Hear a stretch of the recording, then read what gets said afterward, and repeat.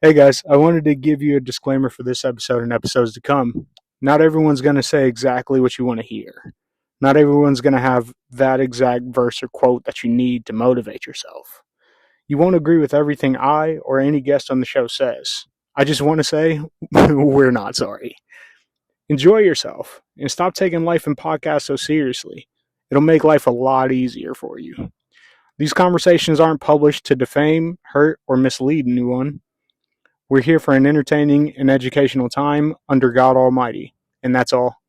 All right, enjoy the show. Do you want me to turn that on? That should be fine. Okay. Yeah, even if they do hear it, it's kind of soothing on the listen back. Oh, okay. But yeah, no, that's what I was saying, that I struggled because that organization I didn't grow up with, didn't know what it actually took. I got you. So on the back end, just making sure everybody gets their just due, gets paid for it. Like, I feel like it would have been a lot easier if I'd known what it takes to organize it, like you're saying, because you're breaking it down. Yeah. It's hard, man. It is. What type of advice would you give someone who is turning like a short into a feature? Because that's what happened to me. Oh. Well, I mean, we kind of did that. Chasing Glamour was a short at one point, although we never shot it as a short. So this may be a little bit different than someone who's trying to expound on what they've already shot. It was a 30-page little vignette about this man finding a prostitute and trying to save her from the street. And then a buddy of mine wanted to add, we had co-written before, and we were saying, it's like, man, it's been years, we haven't like written anything together for a long time. What could we do? And he's like, well, shoot me that script. And so he added all sorts of new narrative to that, new characters, but he only got it up to like 79 pages. So then, yeah, not bad. And then we got it, I think it was like around 90, 95 by the time we got it said and done. And so by the time we were done, there were 3 writers on there because I brought Lewis Gordon in as well. So it was Chris Shoemaker, myself, and Lewis Gordon. Lewis, what's up, man? He's always, he's a great resource. Mm-hmm. He will throw ideas out at you sometimes that from left field, and you're like, wow.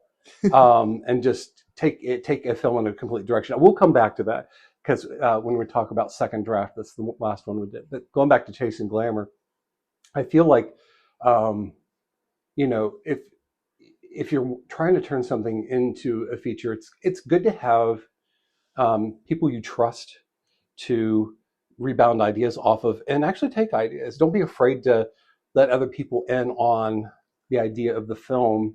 And to give them, story by credit for it if they help, because like I said, Chasing Glamour would not have been what it is if I hadn't brought those other 2 guys on, and it just took on a whole new life, and it's one of my favorite. I mean, it's hard to say which one's a favorite film, right? They're all like children, and I love them all for different reasons. Yeah. But that would be my advice, is to talk to people, other people, and don't be afraid to write things that you're going to trash later. It's okay to write a bad idea and then decide, no, that's not good. Go in a different direction. One of the things that I have tried to do more often, the more I've gotten into writing, is to just not outline too much. And I know most of the screenwriting books are going to tell you that that's a no-no. What, outlining as in? Like outline the entire script, like what's going to happen before you start writing it. Yeah. And what I've found is more intriguing is to write a scene and have it end in a way where it's like it causes something else.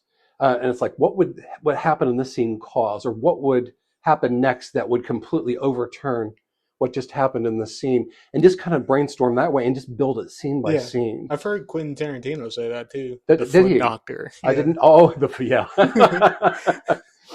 Yeah, no, I've heard him say, he was like, it's good when you don't know where a story's going to go. That means you're writing it well so far. Yeah, something along those lines. I'm definitely butchering that, but I think that's perfect. Like, you should. It. He was essentially saying, and I agree too. Like, the character should start to drive the story. You should be like, what would this character actually do if you've done enough work building them? So I love that. Thank you. Yeah, I just think it's fun Yeah. because then it's like I'm going on the adventure too.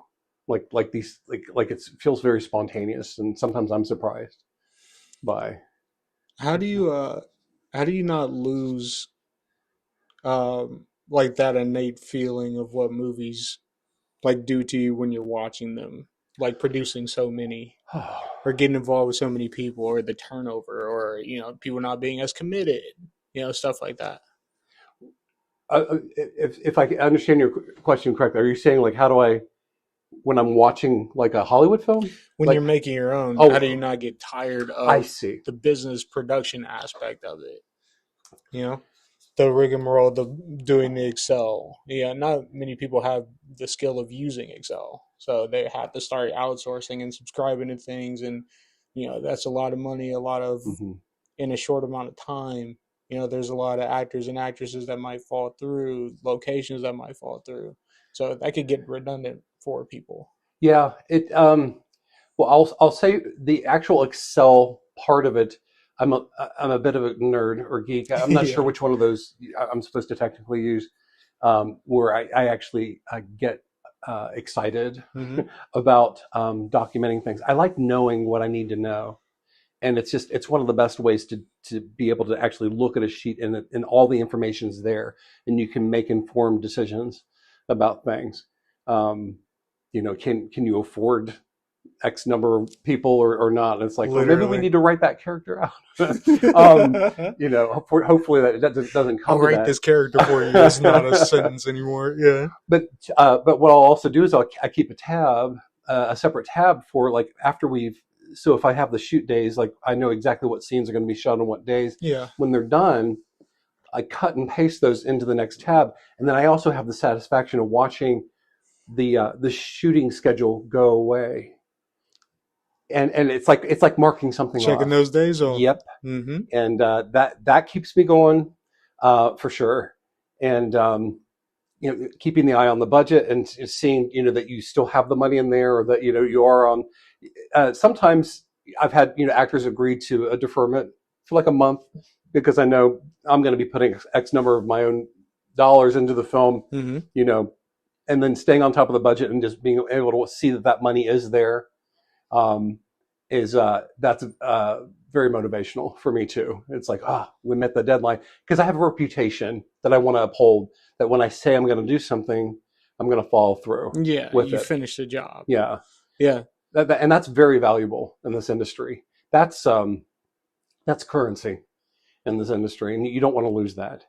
When you say you're going to do something, you definitely want to follow through with it with people, because then if you don't, then people are saying, "Hey, so and so wanted to hire me for something. What was it like working with them?" That reputation is going to follow. Like, Mm-hmm. Something, I still haven't gotten paid by that guy. You know, so That's a fear of mine, man.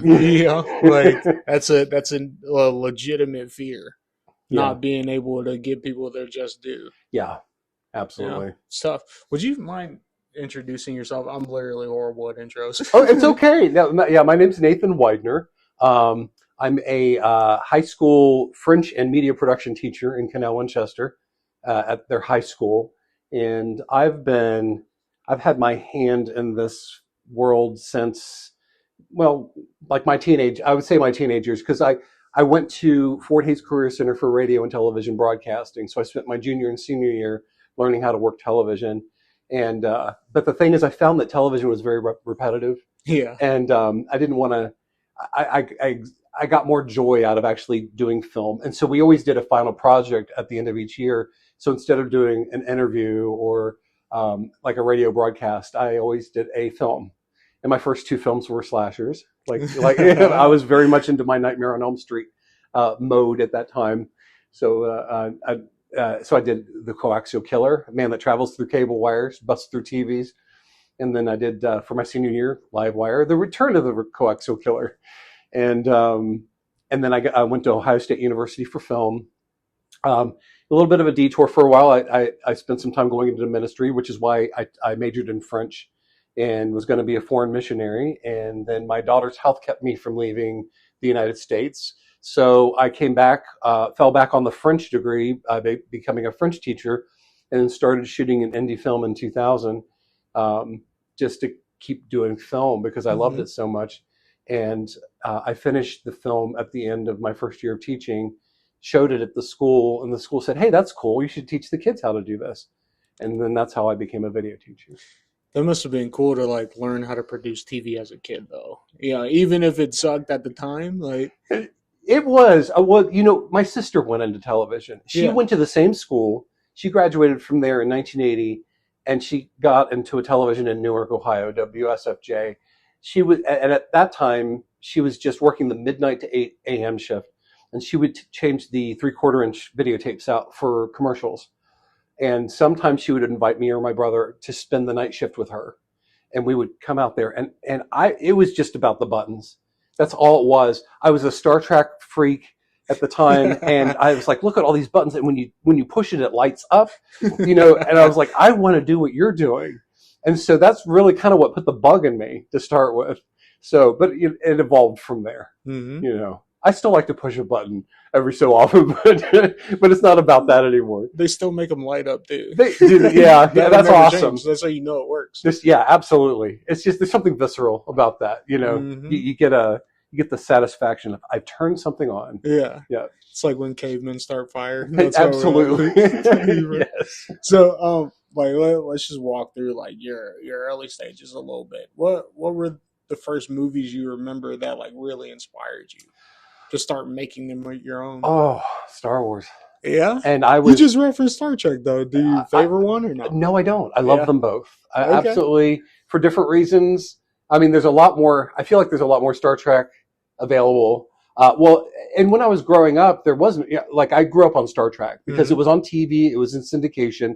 So during that period when it was becoming the big thing that the networks didn't know it was, 1975, 1976, I was watching it in syndication as a child, and very much into that. And then Star Wars broke in 77. I was 7 years old. I didn't get to see it until its re-release in 78. We went to a movie. We went to a drive-in. They re-released A New Hope. They did the very next year because it had done so well. Well, you have to remember back in those days there were only 2 screens. Most theaters only had 2 screens in them. So you would have a run for something. Of course, it stayed out for a long time. Yeah. But then they had to make room for the new films, because there's only 2 screens. And then the next year there was, there's a bit of a lull, I guess, in the schedule. They brought it back because they knew people would come see it. And they did, and that's when I got to see it. Was its second time out. Yeah, I know they're like doing a Madagascar re-release, which I think is pretty cool. And Gateway Film Center. Yeah, they do a bunch of re-releases and everything. It's hard to think and picture movie theaters with just 2 screens. It was amazing, and they were big. Well, and when we started getting like the multiplexes with and back in those days it was like 6 screens, 8 screens. Wow, you can see 8 movies. Now you can see up to 30 plus. In one place, but once they started doing the 8 screen theaters, the screens shrank in size. They weren't nearly as big. I mean, that makes more sense. There's less people in front of one screen. Yeah, I get that. So we bemoan losing those the twin theaters and those big screens. We eventually got those big screens back. Yeah. You can go out to Easton now, and the screens are about as big as they were at those twin I could theaters. see them, like, from a business perspective, being like, we don't need them to be that big anymore. There's not as many people. Yeah. Smart. Yeah. And then they got to, show multiple films, and Hollywood was kicking more and more out as they went. But, So that's the long answer to your question. It was Star Wars. Sci-fi nabbed me quick. Star Wars, Star Trek, the motion picture, Superman, the movie. Were you into like science as a kid too? Like, not as much. I was actually more. It's funny because I was actually more into history when I was a kid, and then when you get to high school, it was not about history at all. I just like sci-fi, not science so much itself. I always wonder like what drives people to go to sci-fi initially, because most boys, you're like, they like the fiction part of it. Yeah. But I was wondering if the science part of it drew you at all. It's interesting. Well, because Star Trek was designed to be wagon train to the stars, right? Because when it came out, Westerns were the big thing. Yeah. And that's how they had to try to sell it to the network. And so they kind of went with that format, but with phasers and spaceships. And I think that's what really made Star Trek stand out from a lot of its predecessors. I don't know. It's hard to say what it was, but I never was much for Westerns themselves until much later in life. I learned later that I did actually enjoy those types of stories more, but I didn't like the fact that they were so gritty and dirty and it was so lawless, but everything was like so pristine and clean. That's all we want. Yeah. But yeah, it had to grow on me. Eventually. But and then E.T. And I would say Lucas kicked it off, but Spielberg is he was the driving force after the kickoff. Yeah. I was a teen, graduated in 1988. It was just a beautiful time to be in high school and to have those kinds of films hitting the theater. Back to the Future, Gremlins, Goonies. I could only imagine. It's one of those you had to be there situations. Yes, it was amazing. And so by the time I realized I wanted to do film, James Cameron had really kind of taken me from there. Spielberg went into his serious phase. I mean, he did Jurassic Park, but then after Schindler's List, he kind of really stayed in that serious realm. And James Cameron kind of kept me going for a bit. And I discovered Alien late, but it was because of Aliens hitting theaters in '86, I think it was. And the '87 Oscars, because I was an avid watcher of the Oscars from early on, and I remember seeing all these clips of Aliens at the '87 Oscars. I'm like, what is this movie? This looks amazing. And so I went and watched it. I'm like, wow. And so then I went back and watched Alien, and then of course, and then shortly after that, James Cameron released The Abyss, which is one of his lesser known films. A lot of people I know that know the Alien and Terminator films don't know about that one, and that film was amazing. So we can talk. I could talk too much about James Cameron. Talk as much as you want. Yeah, you're good. I'll try to. What I learned really quickly with him is that he was a master at blending genre. Because you've got in Aliens, you have the horror aspect, but it's also the sci-fi, the colonial marine aspect. But then you also have this human story that's happening in the film. And he's always good at doing that, like building families in the midst of this chaos. Because originally in the director's version, Ripley, when she wakes up from hypersleep, realizes that her daughter has passed away from old age while she was out there.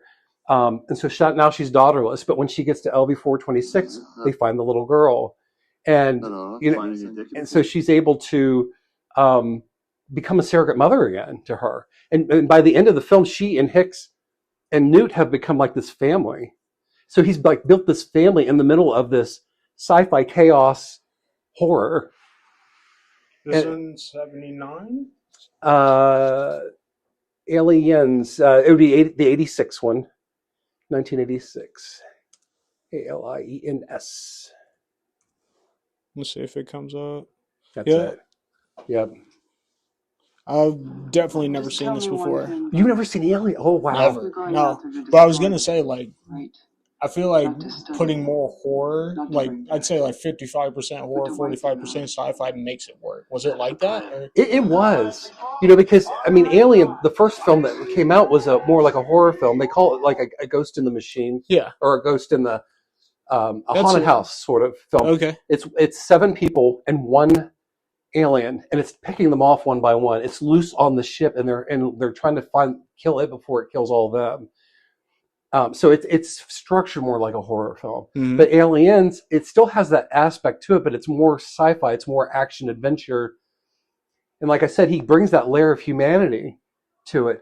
The Abyss, which came out in 88 or 89, it was one of those 2 years. That's one where it's a rig at the bottom of the ocean, and this hurricane, and this man is working down there, and they're being sent to find this sub that crashed because it has a nuclear warhead on it. And so they send the woman who designed the rig down there. Well, it's his soon-to-be ex-wife. Oh. And so they're just really at it with each other. Well, what happens is the hurricane causes these problems. It kills a bunch of the people. They're stuck down there, and there's flooding, and it's like, and then they start encountering aliens at the bottom of the ocean. So so you bring in the sci-fi aspect. It's a disaster film. It's an adventure film. Then it becomes a sci-fi film, and in the midst of that, their marriage starts healing on screen. And he just brings that human element into there, and he's such a genius with doing that. And so I don't know that I've always been inspired by that, and I can't say that I've ever actually done that in my films. I feel like my films have never really been technically quite like what he's able to make. Mine are only just human films for the most part. Dude, he's playing with billions. Oh, absolutely. Right? But the fact that he will take the time to do that, I think that's what makes his film so good.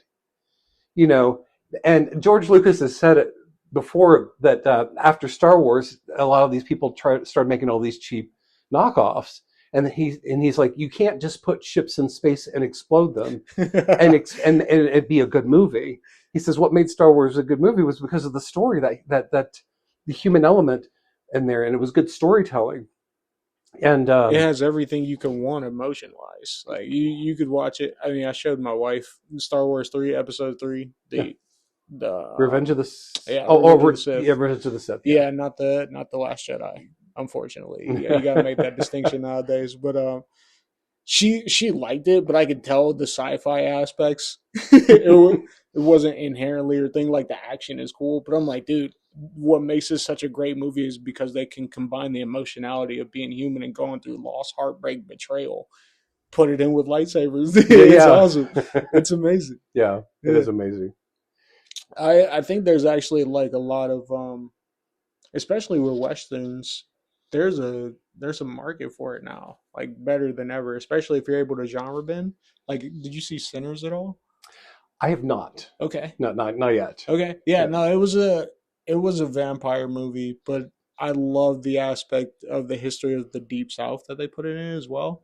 And it felt like a Western a little bit too. It was very raw, and I think like a lot more people, you know, whether you're just consuming movies or making them yourself, should tap into the genre bending you're talking about, because that everything's integrated. You know, if you're making a standalone Western or a standalone action without putting anything extra in the pot, I feel like it could get cheesy. You know, if you're like, hey, this is exactly what we're making, I could be wrong, but yeah, I'm curious to see what you think about that.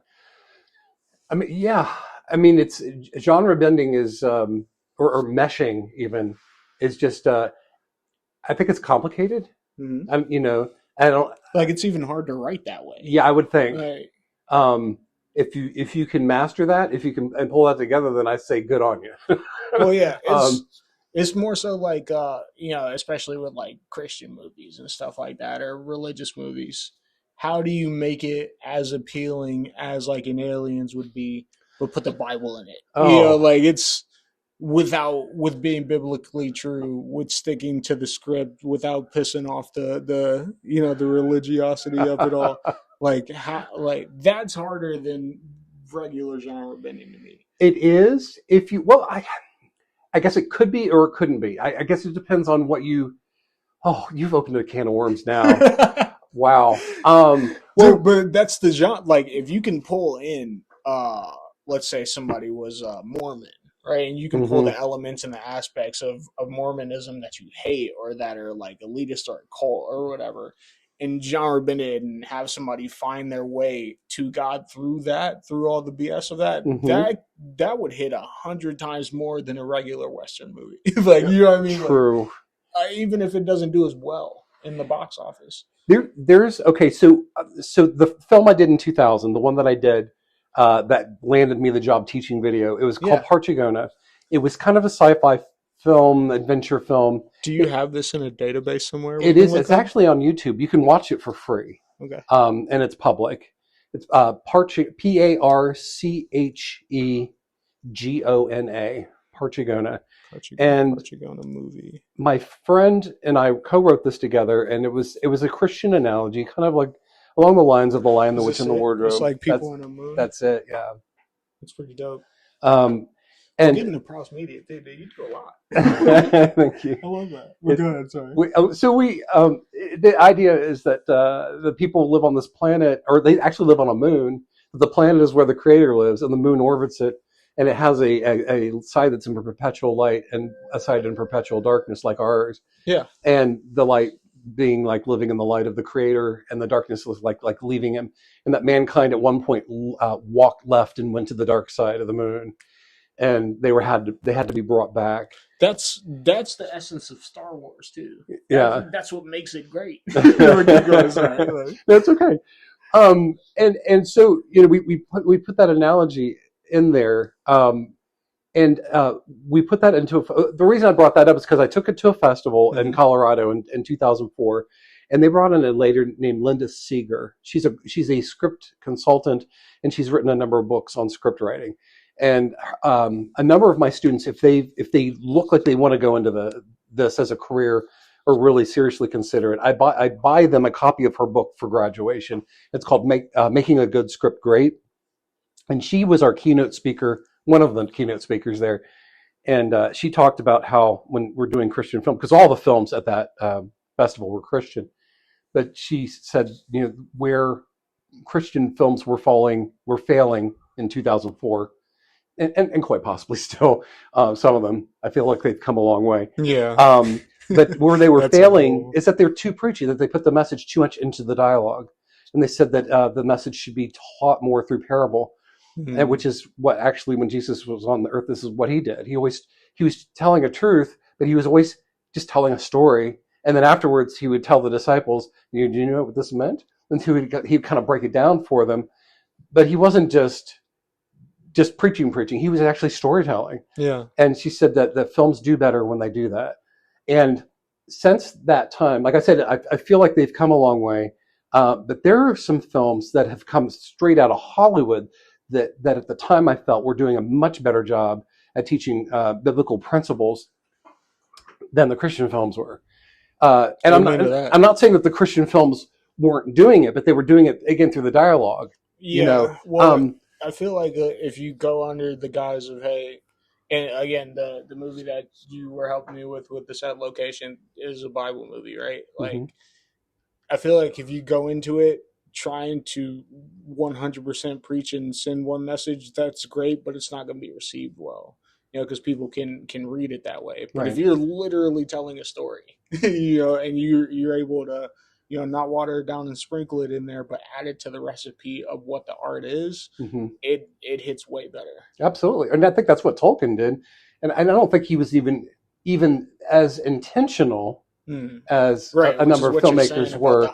But his worldview was embedded in that film. And there were so many, those films were so inspiring and moving to me in my faith, because what Frodo and them were dealing with, lightness and darkness. And it's just there. It's just what's real. It's why people love anime. Yeah. Teaches more than school ever would is the running joke on Twitter or whatever. Yeah. It's the ability to pull that emotion, the raw, like almost primal, like our instinctual nature to protect what we feel and protect what we know to be true. If you can pull on that, you can tell any story. Yeah. It's awesome. Have you ever seen, how am I going to forget the name of this now? Gravity with Sandra Bullock. No. I actually do need to watch that one. Okay. So once a movie comes out, and if I want to see it, I'll put it to the back of my watch list, and then I'll wait until the hype dies down, unless it's just that good. Gotcha. And then I'll go see it. Gotcha. Other than that, I'm the classics guy. Okay. I love watching good movies that I've seen before. Gravity is a perfect example of what I would consider to be a film from Hollywood that did much better at addressing faith than the Christian films at that time were doing. Because it's her basically stranded because the space shuttle just gets demolished, and she's just floating aimlessly through space. And since you haven't seen it, I don't want to ruin the film. Oh, I'll still watch it. Okay. You can tell me what happened. I'll still watch it. Don't and worry. Unfortunately, and if anybody's listening to this, I mean, it has been out for almost 15 years or so. Yeah, this came out. The trailer came out 12 years ago. 12. Okay, and that's just on YouTube. So gotcha. Who knows when it actually came out?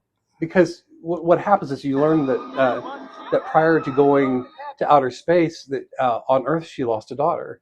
She lost a child. Like, she fell on the playground and hit her head and died. And so she's been dealing with this loss, and this entire film is like a metaphor for what she's going through spiritually.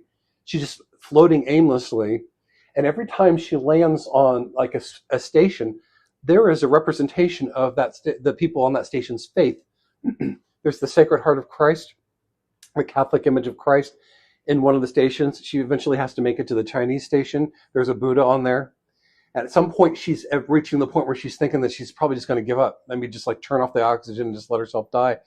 And she's trying to call down to Earth, and all she gets is some guy, who knows, like from Kazakhstan or something. Like, she can't understand a word he's saying.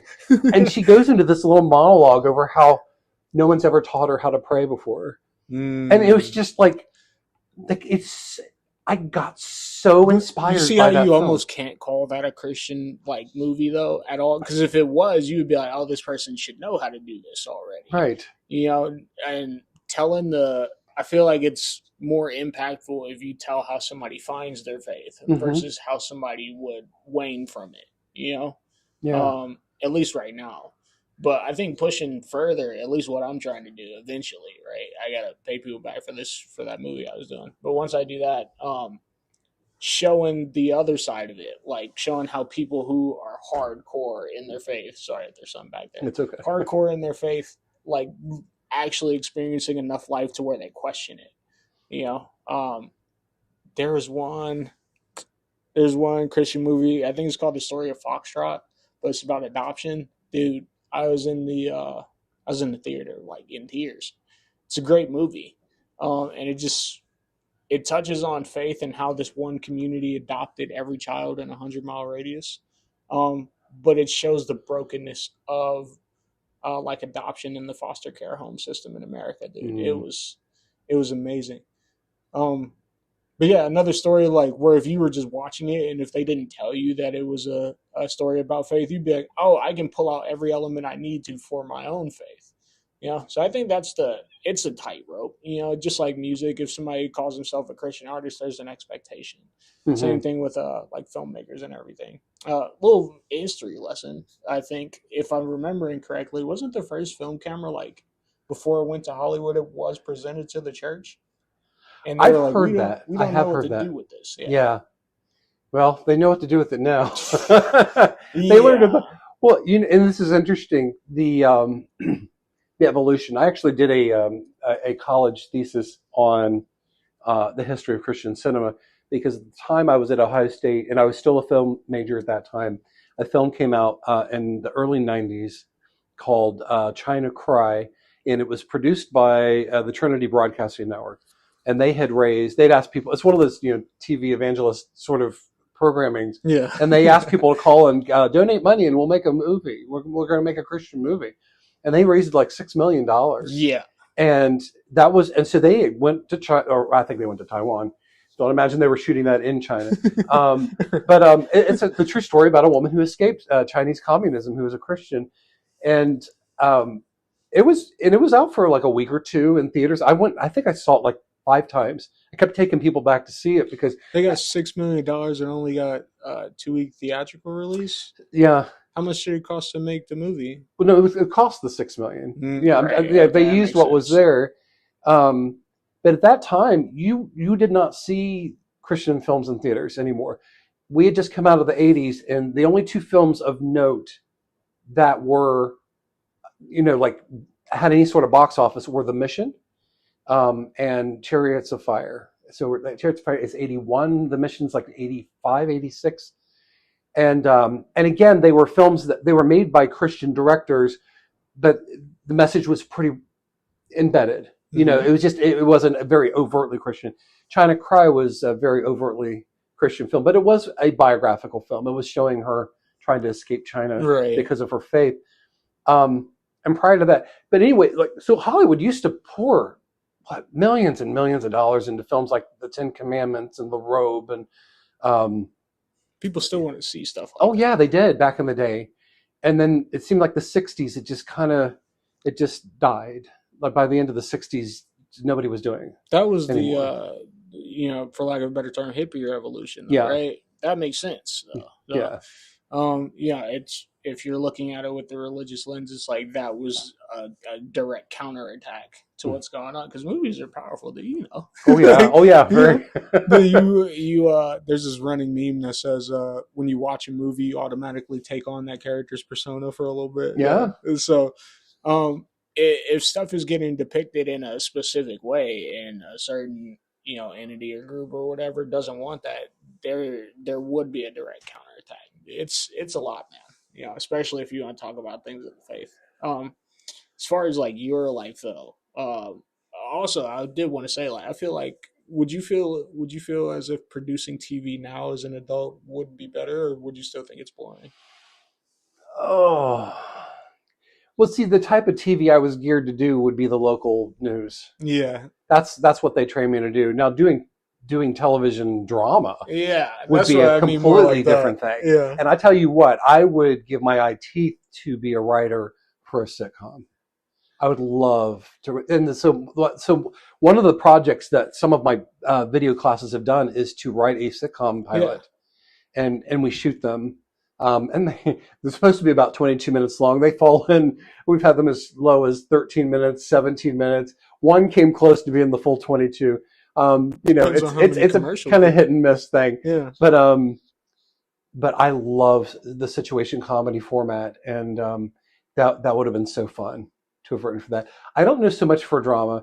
I've watched documentaries, and I've read an awful lot again about Star Trek, because I'm still a Star Trek geek. Yeah.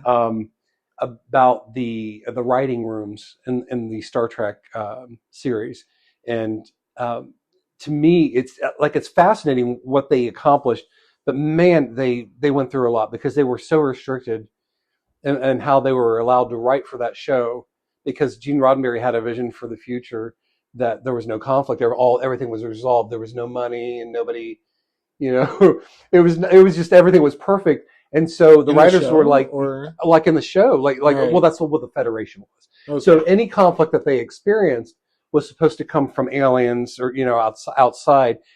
He didn't want any of the main characters that were serving together on the ship in conflict with each other. Okay. And the writers are like, how do we write shows then? That's where stories come from, is from conflict. So their hands were tied an awful lot in those writers' rooms. It's like golden handcuffs, dude. You would get your dream job, but you can't actually write the way you want. Yeah.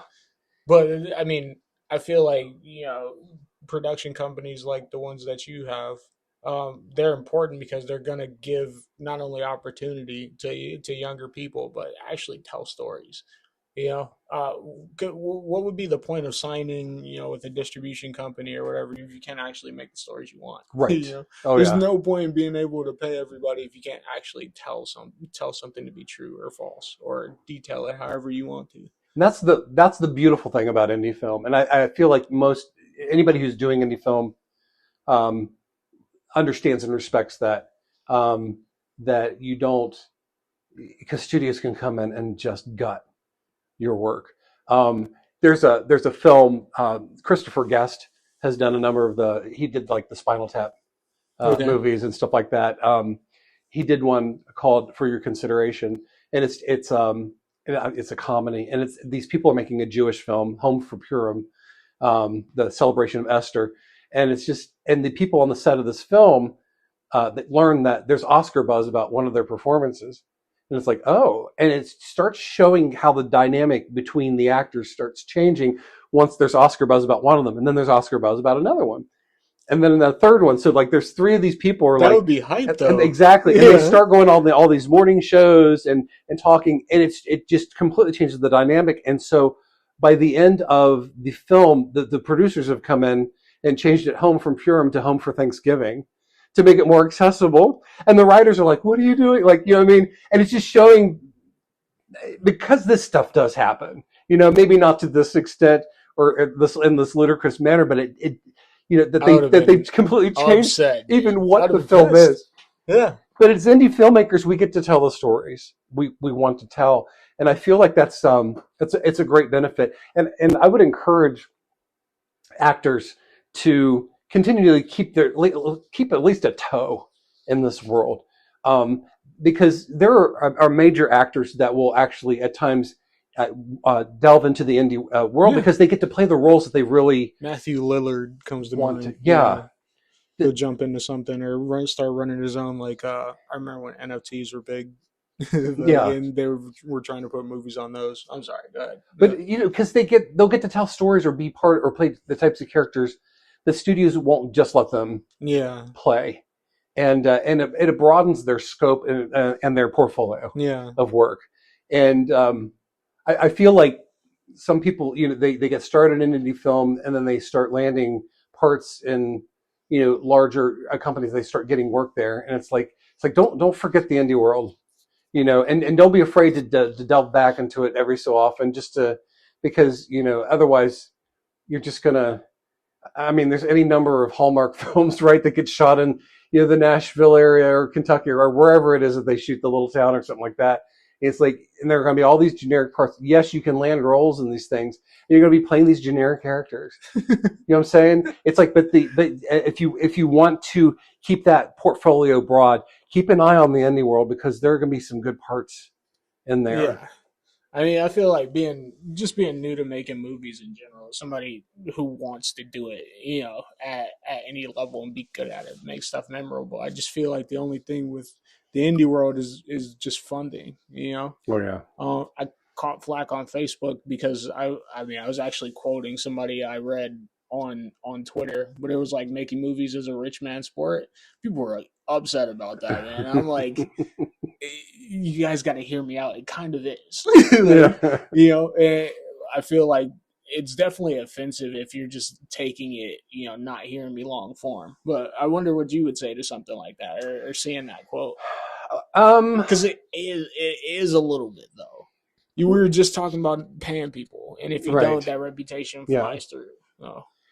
I mean, if I can be very open, I mean, and this is not like secret. It's on IMDb. You're supposed to report what your budgets are. I've shot within recent history since 2001.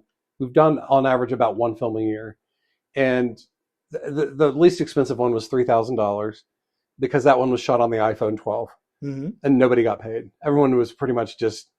That's when we were getting started. Yeah. The most expensive one we've done has run about $17,000. We raised a good chunk of that online, through people and everything. Is it a rich man's sport? It can be. Where are you wanting? That doesn't mean your movie's going to be good. Like, you know what I mean? It just means you can push through a lot of the obstacles some indie filmmakers with a lesser budget can't. Sorry, go. Exactly. Yeah. Well, yeah. I mean, yeah. And you look on boxofficemojo.com and you'll find films that were funded for multi-million dollars and then they just flop. Yeah, they flop. Yeah. So just having the money doesn't necessarily they fail. Mean, yeah. They don't go through to production. Yeah. Yeah. Which sucks. That always sucks. Having the money does not mean you have a good film. Yeah. It's the story. And just because you shot something for $5,000 doesn't mean you have a bad film. No, honestly. And it's using what you have at your disposal the best you can. And I would say this. I say this a lot. So if someone's hearing this again on this platform as opposed to anywhere else I've said it, anytime you land something, even if it's small, if it's on a small project, man, treat it like you're in Hollywood. Treat it seriously because. If everybody on that small production put their best foot forward and they're gifted people, you could create an amazing work of art together on that minimal amount of money because it's what you did. The money didn't make that film. You did, and you could have a work that you could be so proud of. Yeah. And I don't know that why you would ever want to be on a project that would not add to your portfolio and be something that you'd be proud of showing. Yeah. So it's like, I would never come into a project and do anything half-cocked, right?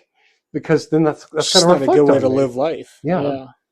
Yeah. And that's what I was saying, even about producing where I failed a little bit because I was like, you get into it and you're like, oh, okay, like I'm going to take on these titles without knowing exactly what it takes for this to go all the way through to distribution. You know, it was a hard lesson, dude. It was a hard lesson. But once I learned it, it was freeing. And once I accepted accountability, you know, for stuff going right or wrong, it helps, you know, whether that's making movies or at work or anything. Yeah. Yeah, it's awesome. I do appreciate what you're saying, because I feel like I talk to people, and you probably talk to students who want to do it but don't know where to go.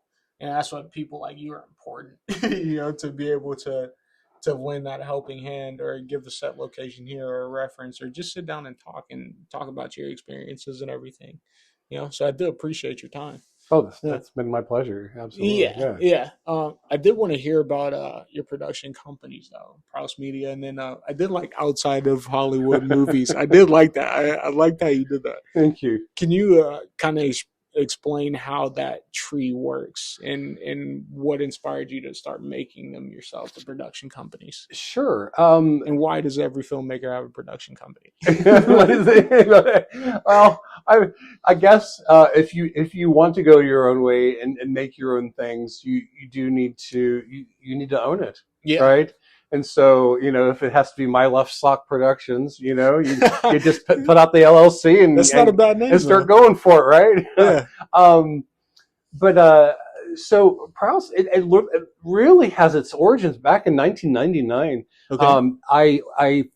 I decided, and I was on the fence on whether or not I wanted to do for-profit or nonprofit. And we actually went the nonprofit route in 99. And it was called Widescreen, W-E-I-D, like my last name, Widescreen Ministries at the time. And that's how we shot the first film, Parchigona. And then we did a film in 2004 called In Other Words. And then at some point, it just, we allowed every 5 years you have to renew the nonprofit status with the state of Ohio. We let it lapse, and we just kind of didn't really move forward until 2009. The film we shot in 2004 did not get shown until 2009 because it never got fully shot. And at some point later on, I was like, can we make anything, edit together anything with what we have there? And we were able to. It lost a movie? For a complete story. For a complete story. Well, the scenes we lost were, it's about a blind girl and a deaf boy who meet and fall in love at a special needs at school to integrate special needs students with typical kids. And there were a lot of scenes that were supposed to be about the blind girl's family. And every time we scheduled with them, they canceled the night before. They just kept canceling. And then we lost the summer, school year started again. Man. And it never happened.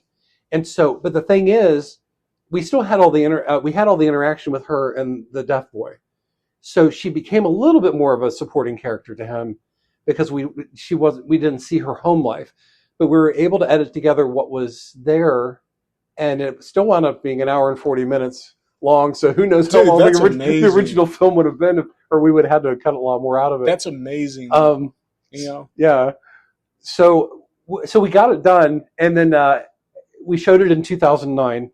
And so I was like, at that point, I decided I wanted to restart the production company. But it got its name Praus because I wanted to. I had gone through a divorce, and I was kind of on the fence on what am I going to do with my life? How am I going to proceed? And I had told God that I wanted a film company, and that I would stay single the rest of my life if He would give me a film company. I said that, but I needed a name for it. But what kept pervading my brain was the word meekness. Like I wanted to do this in meekness, and I didn't want to like steamroll people like Hollywood does. Yeah. And so I was like, well, give me a name, please. Just give me a name. And so I opened the dictionary, like you're not supposed to do with the Bible when you're trying to find an answer for your life, you know, and you put your finger and like, what's the verse say? I've definitely been there before. I've definitely been there. Right. And it tells you, you know, and Judas hanged himself. Right. It's like, and then you do it again. It says, go and do likewise. So yeah, you're not supposed to do that. But I did that with the dictionary and my finger landed on the word meek. And I got chills. I'm telling you, I got chills. And I'm like, okay, we're going with it. But I'm like, so I went to school the next day and there was a lady there who knew New Testament Greek. And I asked her, I said, how do you say meek in Greek? And she gave me Praus, and that's where Praus came from. Dope. Yeah. So we named it Praus Media, Oh, I love that, dude. I'm getting goosebumps. I know but for 12 years after we showed, um, uh, in other words, in 2009, for 12 years, I didn't get to make another film. I went through this. I went through all sorts of stuff. That's a long story. Do you write by yourself? Do you like write some stories by yourself? I do. Okay, Yeah. cool. Yeah. And I just went through a period where I didn't really know anybody else in Columbus film. I was just doing this on my own, and I feel like it was a training time for me. That I reached out to somebody online. I made a connection. He led me to another connection, and then my connection tree started growing through the Mid Ohio Filmmakers Association. And I worked on 48-hour films with people I would write for them. John Ondo was very, very instrumental in linking me to a lot of people initially. And so I made all these connections. And then I had a student do a music video for me in my class in 2019. And it looked really good. And I knew he hadn't borrowed the school's cameras. And those are the only ones that I knew that shot on 1080p at that time. I'm like, what did you shoot that on? He said, my iPhone. I'm like, you know something? I've waited all these years. I wanted hundreds of thousands of dollars before I started shooting a story for Winter. I'm like, you know something? Let's just shoot it. And I got the iPhone 12 and got a better computer, and we shot it for $3,000. Yeah. And I think it's important you're saying that because, I mean, I didn't get into making movies to shoot on iPhone, but it's not that I don't understand its capabilities. You know, it's just like you want to play with the big guns. Yeah, well, you do. And you can get there. Yeah. But there's nothing wrong with it. But don't wait until you get the big gun, right? Right. Because you learn by doing it. And it's like, why not? And if you don't want to throw your feature out there, you know, your big guns, it's like just shoot some short stuff. Because you'll learn through the process of it, and it gives you, you know, it has everything it needs to capture stuff in 4K, you know, and you can make it with it. And again, we've moved on from there. We've moved into the black magic realm, is what we're really using right now. But it got us started, and then you get one thing in the can, and it made it onto Amazon by that December, which blew my mind because I'm thinking, you know, like I know Netflix has a standards for like the types of cameras you're allowed to use. Like for I think they took off Black Magic not for nothing. Did they? I think. I'm not sure. Okay. Sure, I can look it up, but keep going. Sorry. But Amazon apparently they work very closely with independent filmmakers, and like I said, that I was I mean, it's a 50-50 thing. Like whatever gets broadcast on there, they keep 50, you get to keep 50. That so makes sense. It's like, you know, but to get it out and to have it on that platform, that's the real miracle. That's huge. Yeah. So I mean, I was not sneezing at it. And so then after that, I brought students from my school together. It's still an approved camera, by the way. Is it? Okay. Yeah, it still is. I had a number of students who had graduated and had gone on to either like film school, audio recording school, acting school. And I said, you're coming home for the summer. Let's make a movie. So I had done a story for Winter myself, but I was going to direct the next film and just have them help me. But the guy who was going to be acting said, hey, could I help you produce this? He says, I don't know what that means, but I'd like to learn. I'm like, well, you're going to learn. Yeah. So we started pulling, and he was living in New York at the time. He was in acting school. And so we pulled meetings through Zoom every Monday. And I assigned him some of the stuff, like the call people and get things set up. And he did. He did half of the producing of that film. And he was talking more and more about, like, after you're done shooting scenes with me, can we run the Mac? I'd like to see what I've done to see if I could do it better. And I said, you know, you're thinking a lot more like a director. How would you like to direct it too? Hey, and so he's like, yeah. And so by the time we got to production, I was just producing the film. And these kids were they knew what they were doing. I had a girl from the University of Alabama running camera. I had a guy from my high school running sound. The guy directing was from Pace University in New York. The guy who did the audio mixing was from, it's a big name. It's like around Phoenix, Arizona. It's an audio recording school down there. He did all the post audio. And then right about that same time, a former student of mine from a previous high school I taught at, he was like in his mid 30s by then. said he just reached out to me during pre-production and said, "Thanks for getting me interested in film scoring. I just entered a contest and won second place." And I was like, "Why flex with that?" I'm like, "Wow!" I'm like, "That's amazing." Yeah. I was like, "How would you like to score a feature?" He's like, "Yes." And so it just came together, and it was all students. Like I produced the thing. I co-wrote it with the students too. They wrote about half the script, and that's how really Praus got its mission to just really be like student led.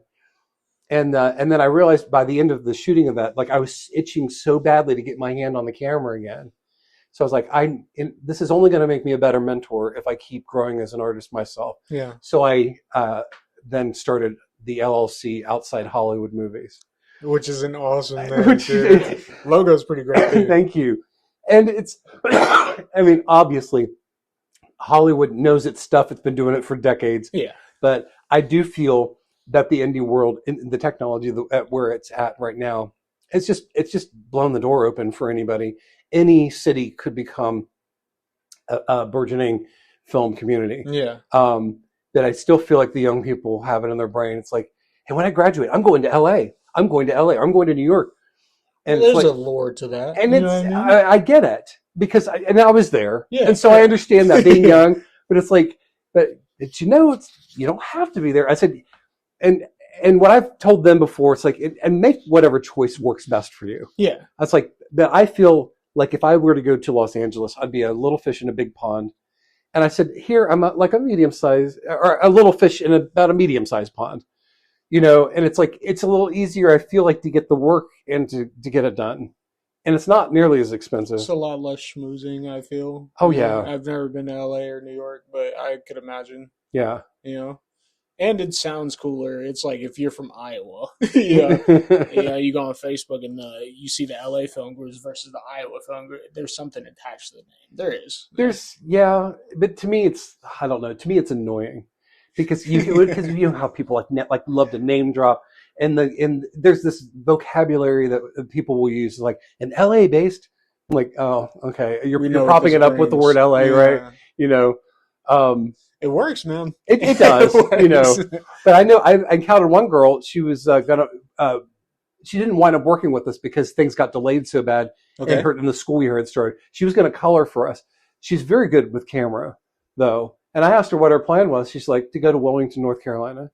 I'm like, well, good on you. Yeah, literally. Like that, because there's absolutely a good film community down there. Yeah, that's very wise. Very well thought, I thought, to choose something, to try one of these other areas and not be like, I'm going to go to LA, because risk getting eaten alive. Right. Well, the one student I knew that had moved to Los Angeles lived in half of a house with 4 other people. The 5 of them paid $900 a month each to live in half of a house. I'm like, that's my mortgage. For a home, for an entire home here in Columbus. That sounds insane. Yeah. But that's what you sacrifice in order to try to get started and make it out there. And it can be really hard. And I'm not trying to discourage anybody from doing it. You're also not anti-establishment. Right. You know what I mean? Like, wanted to provide that context as you were talking. Yeah, but you don't have to like die if you don't make it there and then it's like nothing. That's not the reality. Yeah. It's not LA or nothing. It's like, try it. If it doesn't work, and I've known a number of people who've gone and tried it and they've come back. Yeah. And now they're working here. Dude, you're getting me hyped now. Talking about movies and everything. Dude, I'm going back because I'm not off of it, dude. A really good Western movie now, and everywhere is pretty much dry. You could really genre bend one. But yeah, no. So with Praus Media, and yeah, that's where I was going. So outside of Hollywood, why did you feel the need to take that stance? Did you feel like Hollywood was dying? Did you feel like it's easier to kind of corner the market here? You're definitely a strategist. I can see it. I can see the wheels turning, just figuring out how to answer the question. But like, it's that transparent. You do really well at playing the game in a good way, like massaging the relationships in a non-exploitative way. So that's why I'm like, why outside of Hollywood? What did you see something nobody else did, or? What I'm seeing is that any place can become a booming film community. I feel like Columbus has the potential. I thought it was. I thought they were putting. I think they put $1 million towards a production studio, production school in Dublin. I thought that fell through. What? That did. Yeah, I heard somebody tell me that. Hold on. Unless they were wrong, I've heard that fell through. Hold on. I'm getting a fact checker for the show, so I can just come with this. Go ahead though. But and I do feel, Ohio has tried to lure. They've wanted to attract Hollywood to come in. I feel like they spend more of their time in their wheelhouse trying to bring Hollywood here to do work, rather than try to grow what's here. Yeah. And I feel that the potential is here. And I feel that there are people here who can really carry this. And if I can name drop right now, Tom Angeletti is what's up, Tom? Oh my gosh.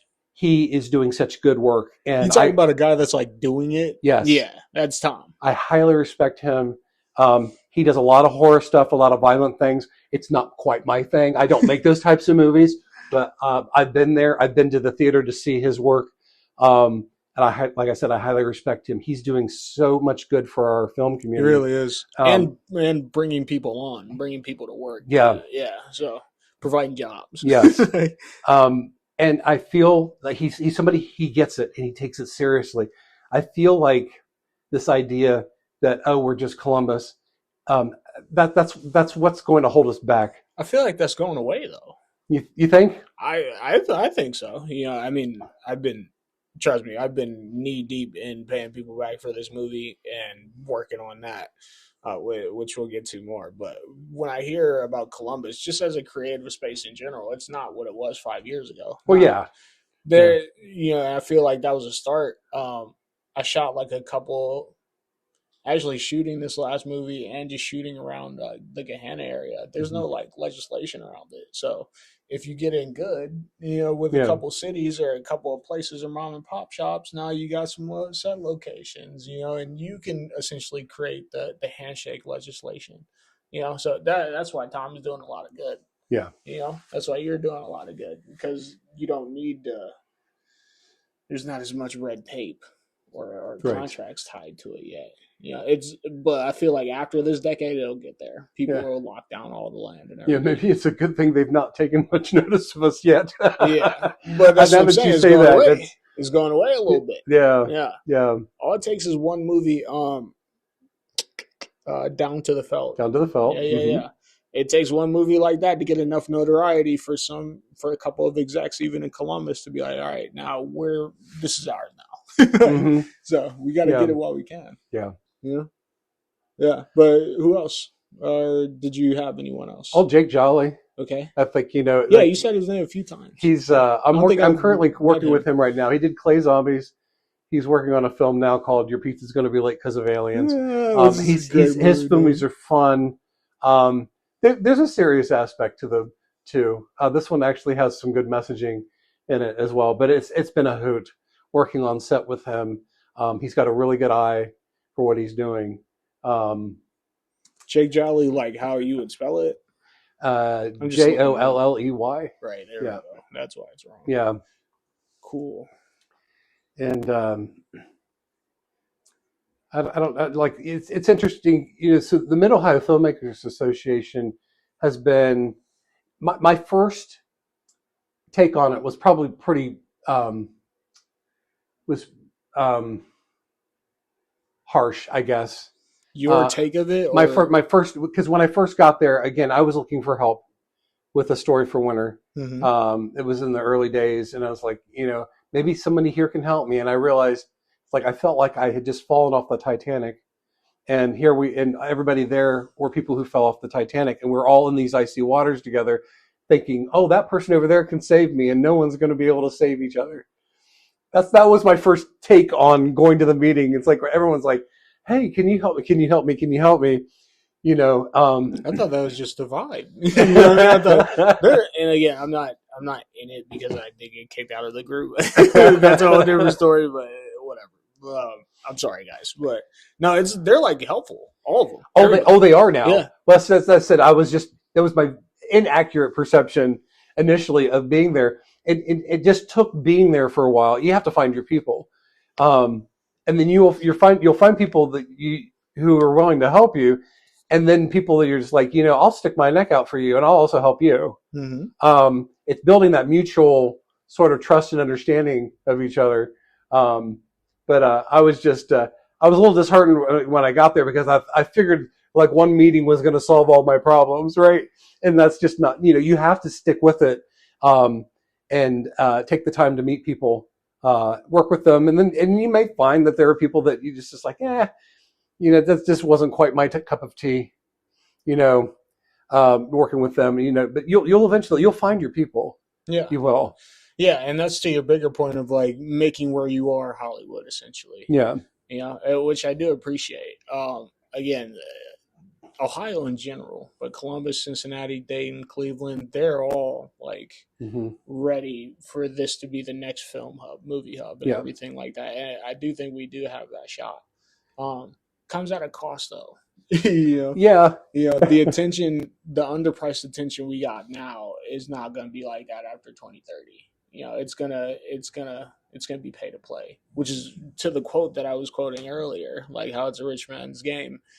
It's just going to be harder to attain resources. You'll have to use more of your own, right? Or you have to incubate more.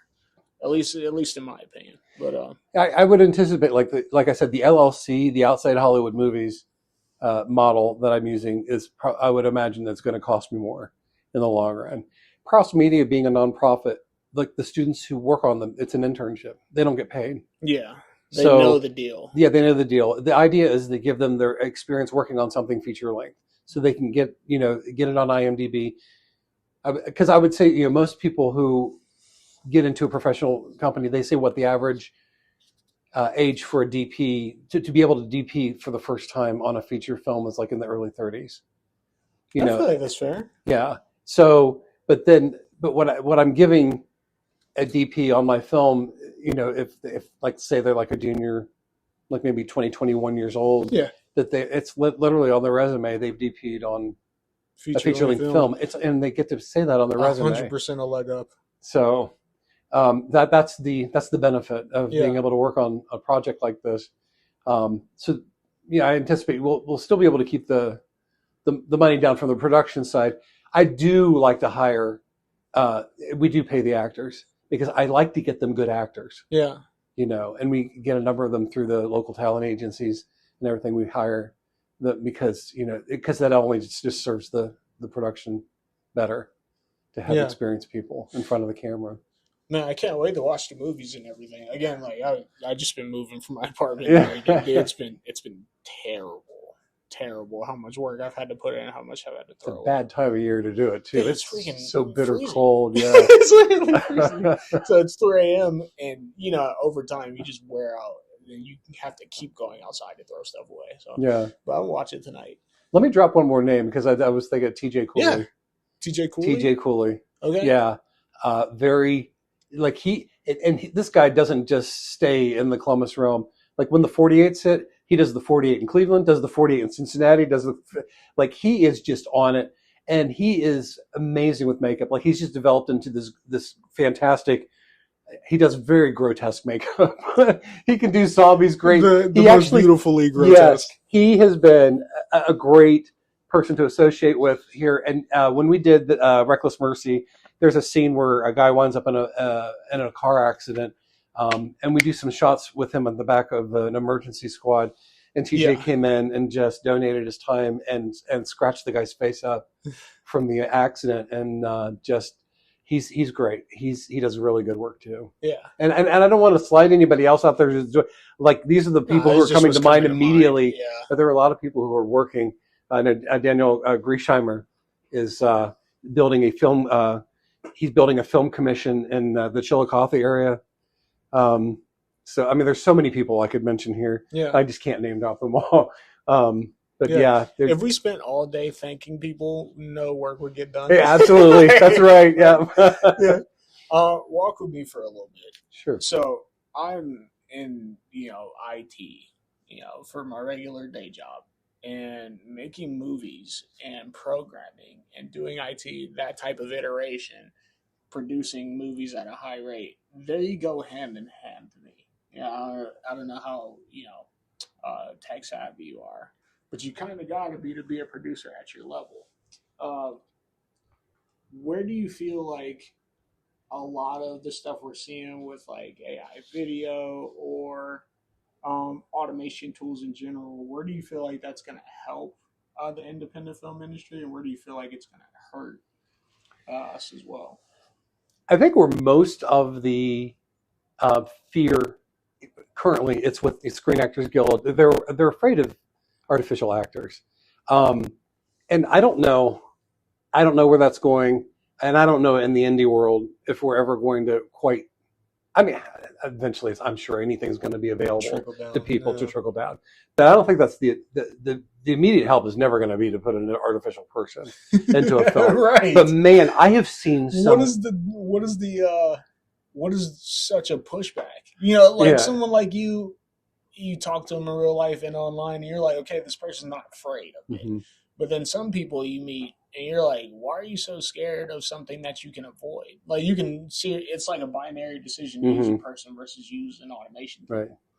Well, but I would say for production design, it's going to help immensely. Because, and I have actually watched. This is a brand new take. What's up? Well, production design, it's a dying industry anyway. Because I didn't know that. What do you mean? There are production designers in Hollywood now. They refuse to take interns because they say that it's unkind to give a young person the expectation that there's a career here waiting for them in this. Oh God, that's terrible. Because it's done digitally so much now, with the green screening and the blue screening, and with that rear projection thing, like they've done with The Mandalorian. Yeah. There are a lot of things now that will get done in house, and that.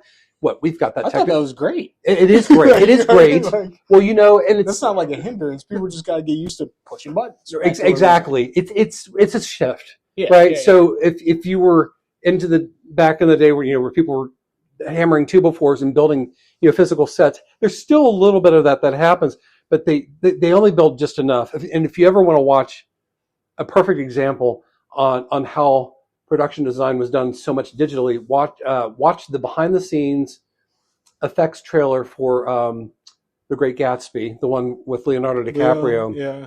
And they show you just how much wasn't there when they were shooting. There may be just part of a wall, and then the digital company comes in. Here. Yeah. The first one? Yeah. The digital company will come in and they will build the entire mansion around just that one little staircase that they're walking down, and it's just incredible. So a lot of the production design is already going digital, but for AI and for the indie filmmaker, I've actually seen where someone had a mother and a daughter standing on an empty street, and that's all they shot, and then they told AI, have a bus pull up in front of them, a school bus.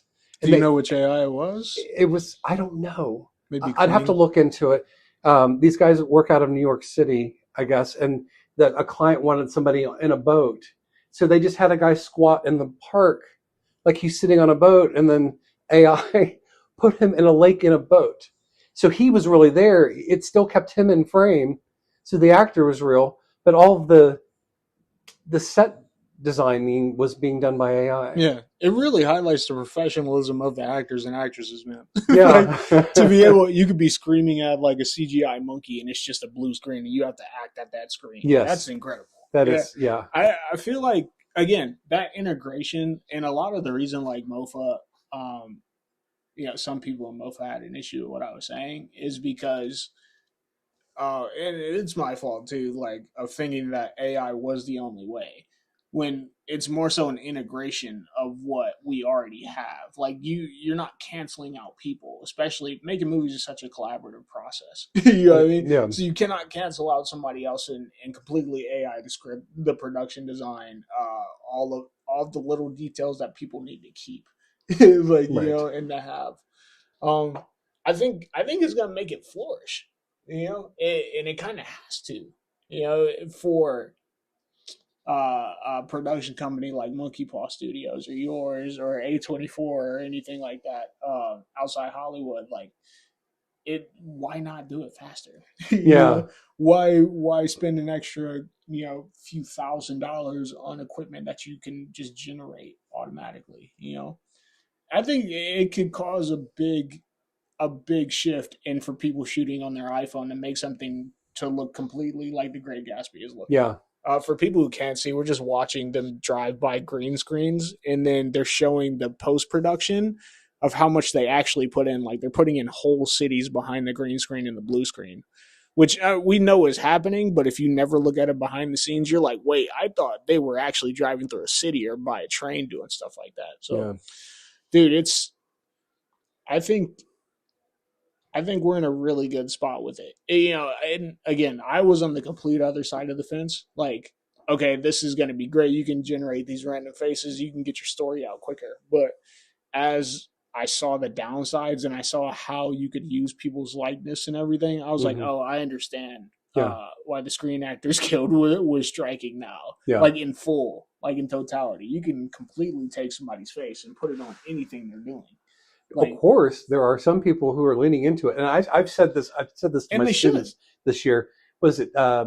Suzanne Summers passed away in recent history, but she had actually prior to that knew that this technology was coming, and she allowed them to do a body scan of her, and she gave her husband express permission for them to be able to generate things with her after she died. And I said, it comes down to the money, right? With the Screen Actors Guild, the unions are there to protect the income and the money of these actors. I said, at some point, somebody like Will Smith or, whoever. Will Smith was who came to mind for me, too. Is going to realize I'm going to turn into this old man and I'm going to die one day.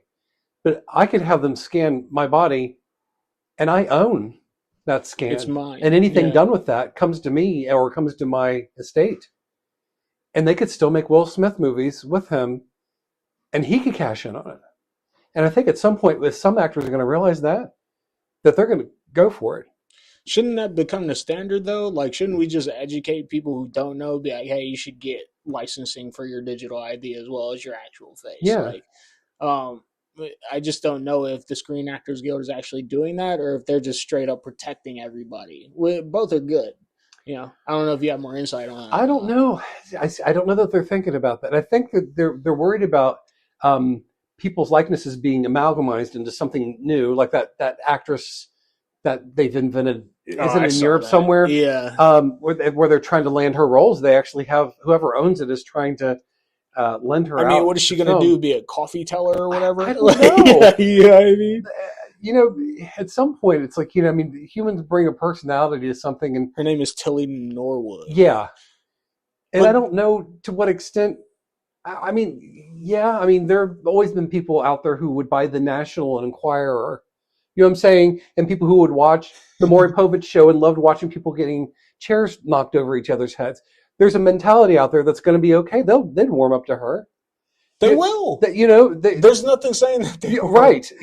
She looks like, no offense to anybody who made her or whatever. Even that sounds crazy, what I'm saying. But she's like a regular looking person. Yeah. You know what I mean? Right. So if you're watching a Hallmark movie and it's like starring Tilly Norwood or Best Supporting Actress Tilly Norwood for this award, it's like, okay, most people wouldn't know who it was anyway until you realize like this person was never real. Like she doesn't exist. I'm sure you've never seen or heard of this film, Simone. No. Okay, it came out in like 2000, 2001. Simone. It's S number 1 MONE. It's Simulation 1, and this was a film. It's with Al Pacino. 2002. It's with Al Pacino, and it's about a movie director who is an avant-garde director that the studios basically just cut off. They've cut him loose because his films don't make money, but they're high art films. And this guy has developed this hard drive. Sinners, by the way, high art. Yeah, and did very well in the box office. Anyway, gotcha. Okay, good plug. But this guy gives him this hard drive with this digitized woman, and it's called Simulation 1, but he shrinks it down to Sim 1, Simone, and he starts putting her, because nobody will act in his films anymore. He takes them out and starts inserting this digital woman, and she becomes all the rave. And this is so funny because it's such a ahead of its time movie. I know, 25 years ahead of its time. That's crazy. And but they're like all crazy, but everyone's acting like fools to like they want to be with her, they want to interview her. Of course, they can't because she's not real, and he hasn't told them that. He's basically committing major fraud, and but it just kind of shows how we get people. It's fraudulent, but like, if he's doing well, and this movie's like 2 hours, if he's fooling these people for 2 hours, you're never able to talk to this person. Mm-hmm. Like, especially in today's age, people need a response from the actors and actresses that they see. Even some of the directors, people are just more vocal than ever. Yeah. So I feel like they would catch on quick. Well, he finds ways around it. Yeah, you should watch that movie. It's really so good. It's I show this one to my class. First. I show an edited version of it. There's a few off color things that as a high school teacher, I try to be careful like when I show them. But it's such a great film. And like I said, it really addressed things that have actually eventually happened. Yeah. And but I guess what the original question was, what's AR going to do for us? And like I said, I feel like production design, it's going to open us up to be able to do films in different places that we can't necessarily get to. And here's the thing, though, I wouldn't say it's like, my gosh, if you want to shoot a film in the mountains, go to Montana. Yeah. Take a trip out there. It's so beautiful. That's better. And you're allowed to shoot in national parks. Did you know that? No. At one point, you had to get permission from them, and you had all this paperwork. And somebody took it to the Supreme Court. We learned this before we shot The Name of the Sun because we shot at Glacier National Park. Well, yeah, I feel like it makes sense. You shouldn't, like, if you're making a slasher film, you shouldn't just go out to a public park and start shooting. Oh, yeah, true that, right? Yeah, but then something's going on. But it's like, but if you I wouldn't just use AI in your backyard if you want to just shoot a film in the mountains. It's like, take the time to go to a mountain. Yeah. Because, oh my goodness, it's so much easier, and it's and it's there, and you're capturing the natural beauty, and But I'm just saying, like, say you want to make a science fiction. I think it's going to open more realms like science fiction to indie filmmakers. AI will make that more accessible to them, because building a spaceship set. Like I told you, we're supposed to be doing one here in my basement here before long for that indie film. I don't think we're quite to where we know that we could use AI for it, but I think it's going to get us there to where we can do more like sci-fi. You could, yeah. You mess with any of the tools yourself? Or? I haven't yet, but I think I'm just excited about having a spaceship in my basement. So I think I do want to kind of get the practical out there, cool. Just so that I still have it. There's no reason not to. Yeah. Seriously. Good, man. So, but that's the long answer to the question. I think production design. Okay. And I think it's going to open that up to us. Yeah, no, you opened me up to a world I didn't even know was dying. Yeah. Yeah, I think just with everything is exacerbated nowadays. So people are like, "Oh, Hollywood is dying." I'm like, it's definitely readjusting. Like, were you keeping up with Netflix buying Warner Brothers and all that? A little. Maybe I'm uneducated. I try not to be uneducated. But yeah. When I hear one studio is buying another studio, it doesn't mean a whole lot to me. I thought they were just buying their catalog. They're buying it's like, what will they do with it? It's like things are going to change anyway. Studios have gone under. They've been bought out. What is it? United Artists doesn't exist anymore. I'm trying to think of other ones that have gone under, or they just get bought out by other ones. And it's like, it doesn't mean that movies aren't being made. And I know there's that whole, I know a lot of the staunch directors are, I don't know if that's the best word to use for them. People like Spielberg and Coppola and them are coming out and talking about this whole idea of, that films need to be shown in movie theaters, 100% true, and not. You're right, and they should. I think they should have the opportunity to. But there are going to be films, and most indie films aren't going to make it on the big screen. Most of our films, unless we get very fortunate, very lucky down the line, they're not going to have a run in theaters. Yeah. And I feel like I said, pay for yourself. Exactly, right. But the streaming services offer us the opportunity to get our work out there. There's a film. I will make a plug for this one. It's called Colwell, Colewell. It stars Karen Allen, who played Marion Ravenwood in Raiders of the Lost Ark. This film came out in 2019. Yeah. And it's an indie film. I only found it on Amazon, just like looking around for something Prime to watch. Video. And it's on Tubi too, if you guys want to watch it eventually. It's amazing. It's a very slow film. It's an hour and 19 minutes long. It's just about a post office in a small Pennsylvania town that's about to close. And the woman who's been doing this for years, it's where the community meets, and now they're not going to have that location anymore. And she's facing the idea of, what do I do with the rest of my life? And it's not a blockbuster film. And again, I don't know if it did have a major release, in theaters or anything like that. But it's a film I've seen 3 times since August. I keep showing it to people, and it's actually inspiring me for the film I'm going to start shooting in June on how to do certain scenes. Because was that Hey Jupiter? Hey Jupiter, yeah. Because this is starting 2026, guys. Yep. Mm-hmm. And that's a film about a father whose kids move out of state, and he's dealing with this empty house syndrome. It looks good. Thank you. It looks good. I'm looking at the poster for it. It's awesome. And but she's dealing with a lot of this alone time and this idea of facing the rest of her life. Everything that she's known is being taken from her, and her husband's dead, and she's just there by herself in this little country house. And just how he shot those scenes, I'm like, I am drawing so much inspiration from that film.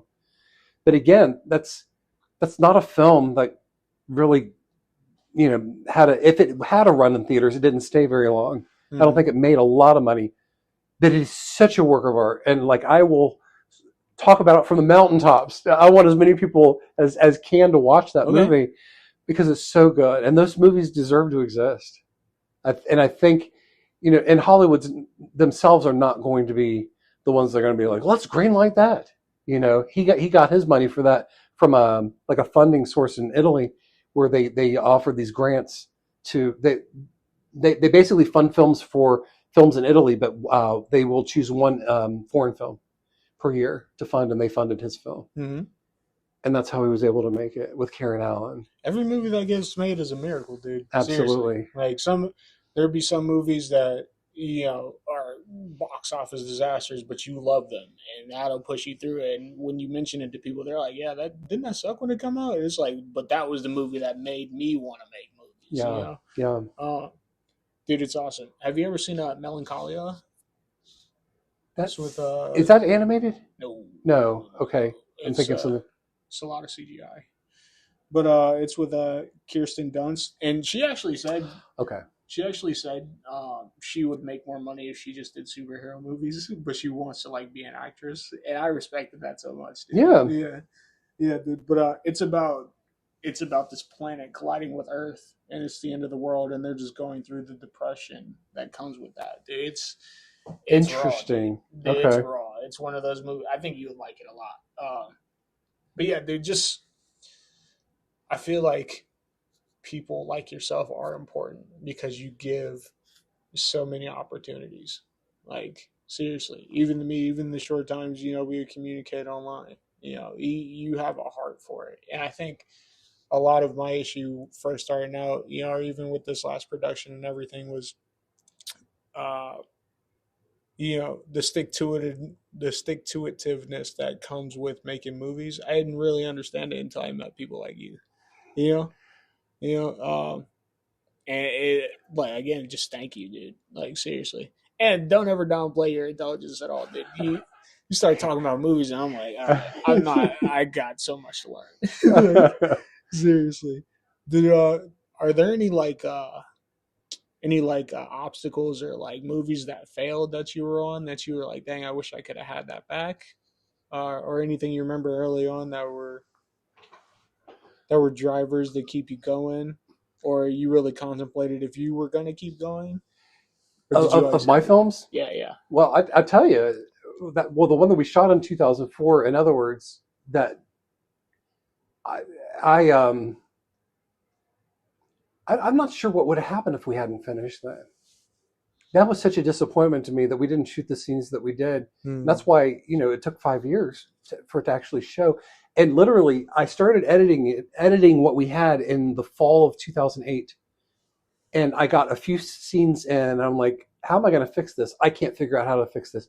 So I deleted the timeline, put the tapes away, and I called my brother and like, are you free? Let's go to dinner. I said, Paul, I'm going to give those tapes to because it was a student that had directed that one too. Yeah. That was the first time it was a 19-year-old guy. I had let to direct that because I wanted to see what it was like to just produce a film at that point. I said, I think I'm just going to give him the tapes and let him do whatever he wants with them. I said, I can't do anything with this. We had dinner. I got in the car, and on the way home, this thought hit me on how to fix what was wrong. I'm like, oh man. So I put it back on the timeline and I started plugging away at it, and we got the film done. And I'm like, I was awesome. That close to just giving up on it. And when I showed it, and I tell this to other filmmakers too, who are worried about things changing on set. Jake likes to quote this. It says, "Trust the mistake." What does he mean by that? That when something goes wrong on set and you have to adjust for it, don't feel like it's the end of the world. Trust what's happening there. Allow the film to happen organically, and you can fix what's missing. You know what I mean? Yeah. Like there's a hole in the wall, you can stick your finger in it.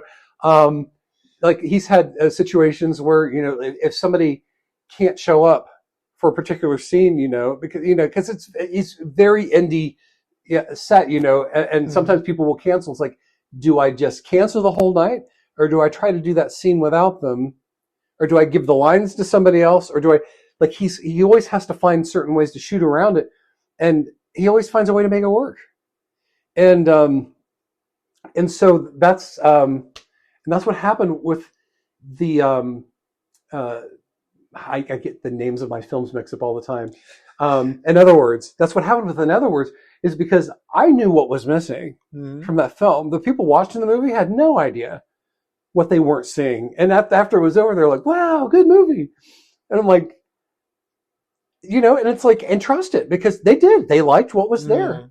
And it's always a sigh of relief when somebody watches something you made and they think it's good, but you just look at every mistake. Yeah, we see that too. And I don't know if I should mention this one here. I'll give you the option of editing this out if you feel like it's inappropriate. Dude, it's up to you. When we were in Montana, the young guy who was acting, who's the lead and also was directing the Name of the Sun, he was so worried about how he was coming across and how the film was looking, and so what, like as like he just didn't think his character was he doing a good job? Right. Was he directing this well? Was this what? And yeah. I was so impressed with what he was doing. He really is a good actor, and so I was like, his name's Adam, and I was like, Adam, I said, I want to show you something, and so I gave him the bird. Okay. And I said, what am I doing? What does this mean? And he says, this means like, like F off, And I'm like, okay. I said, what do you see? He says, you're giving me the middle finger. I'm like, yeah. I said, yeah, but Adam, there's 4 other fingers here, aren't there? He's like, yeah. He says, but you're not looking at that, are you? He's like, no. I said, that's a very sensei-ish thing to do, right? I said, what I want you to know is that when people are watching this film and they're watching what you're doing, I said, you're worried about these other little fingers, the ones that are down. I said, all they're seeing is the bird. All they're seeing is that middle finger. They're seeing that wow, like what you're giving on screen. And all that other stuff you're worried about, the audience, they're not even going to notice it because of what you're doing. I said, I want you to know that. And that became our little insight. I guess it's not very inside now if I'm saying it, publicly, but it was a little inside thing on set that if he did, because he had to like cry, like he was fighting for his life, this man in the wilderness, and every once in a while he would just do something on set, and he would just call cut, and then he would look at me, and I'd give him the bird, and that was my way of communicating. It's like, you nailed it. Like people are going to just be amazed by what you just did. Yeah. So. Well, it's important to have that dynamic, not only trust but honesty, dude. Like if I can honestly tell somebody that, hey, what you did was great, or hey, you shouldn't worry at all. Like you just put on a great performance. It allows them to be vulnerable. I don't know, dude. I don't know if you're on Twitter at all. If not, not really Twitter. No, not yeah. so. I was like, you should stay away from it. But they just go through and they're just talking about. I can't think of her name. The lady that played the main character in the Twilight series. Oh, Kristen Stewart. Yeah. Well, she was talking about how it's just men have to like exude extra bravado before they get vulnerable on camera, and I genuinely think that's true. Like, like it's inherently vulnerable to be on camera to act in general. So like, there's just a lot of performative things that some actors feel like they need to do. So I'm saying that to say having that trust with somebody behind the camera, it allows you to be on camera a lot easier. Yeah.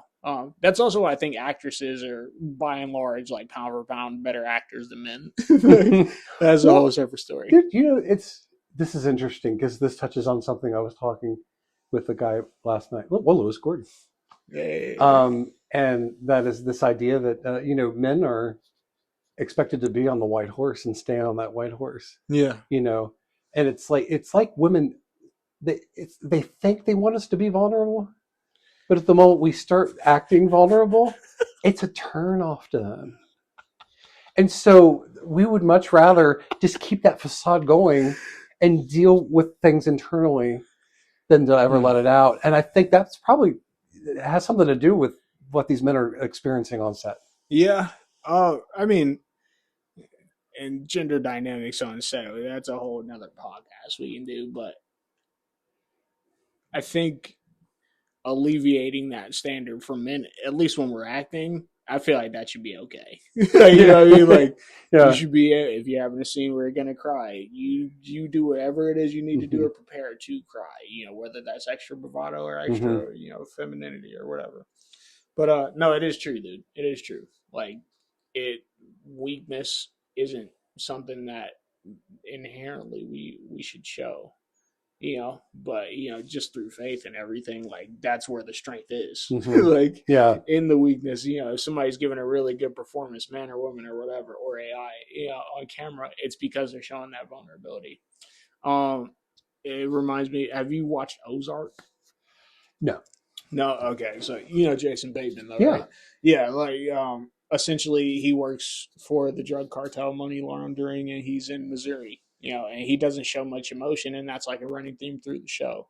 But when he does, it's like subtle enough to where he's still trying to be strong, like as his character, but it makes you feel it, because he's not crying, but he's shedding a tear, and it's like, oh, okay, like that vulnerability allows you to show his character development. And I just feel like that's important to not only highlight but allow.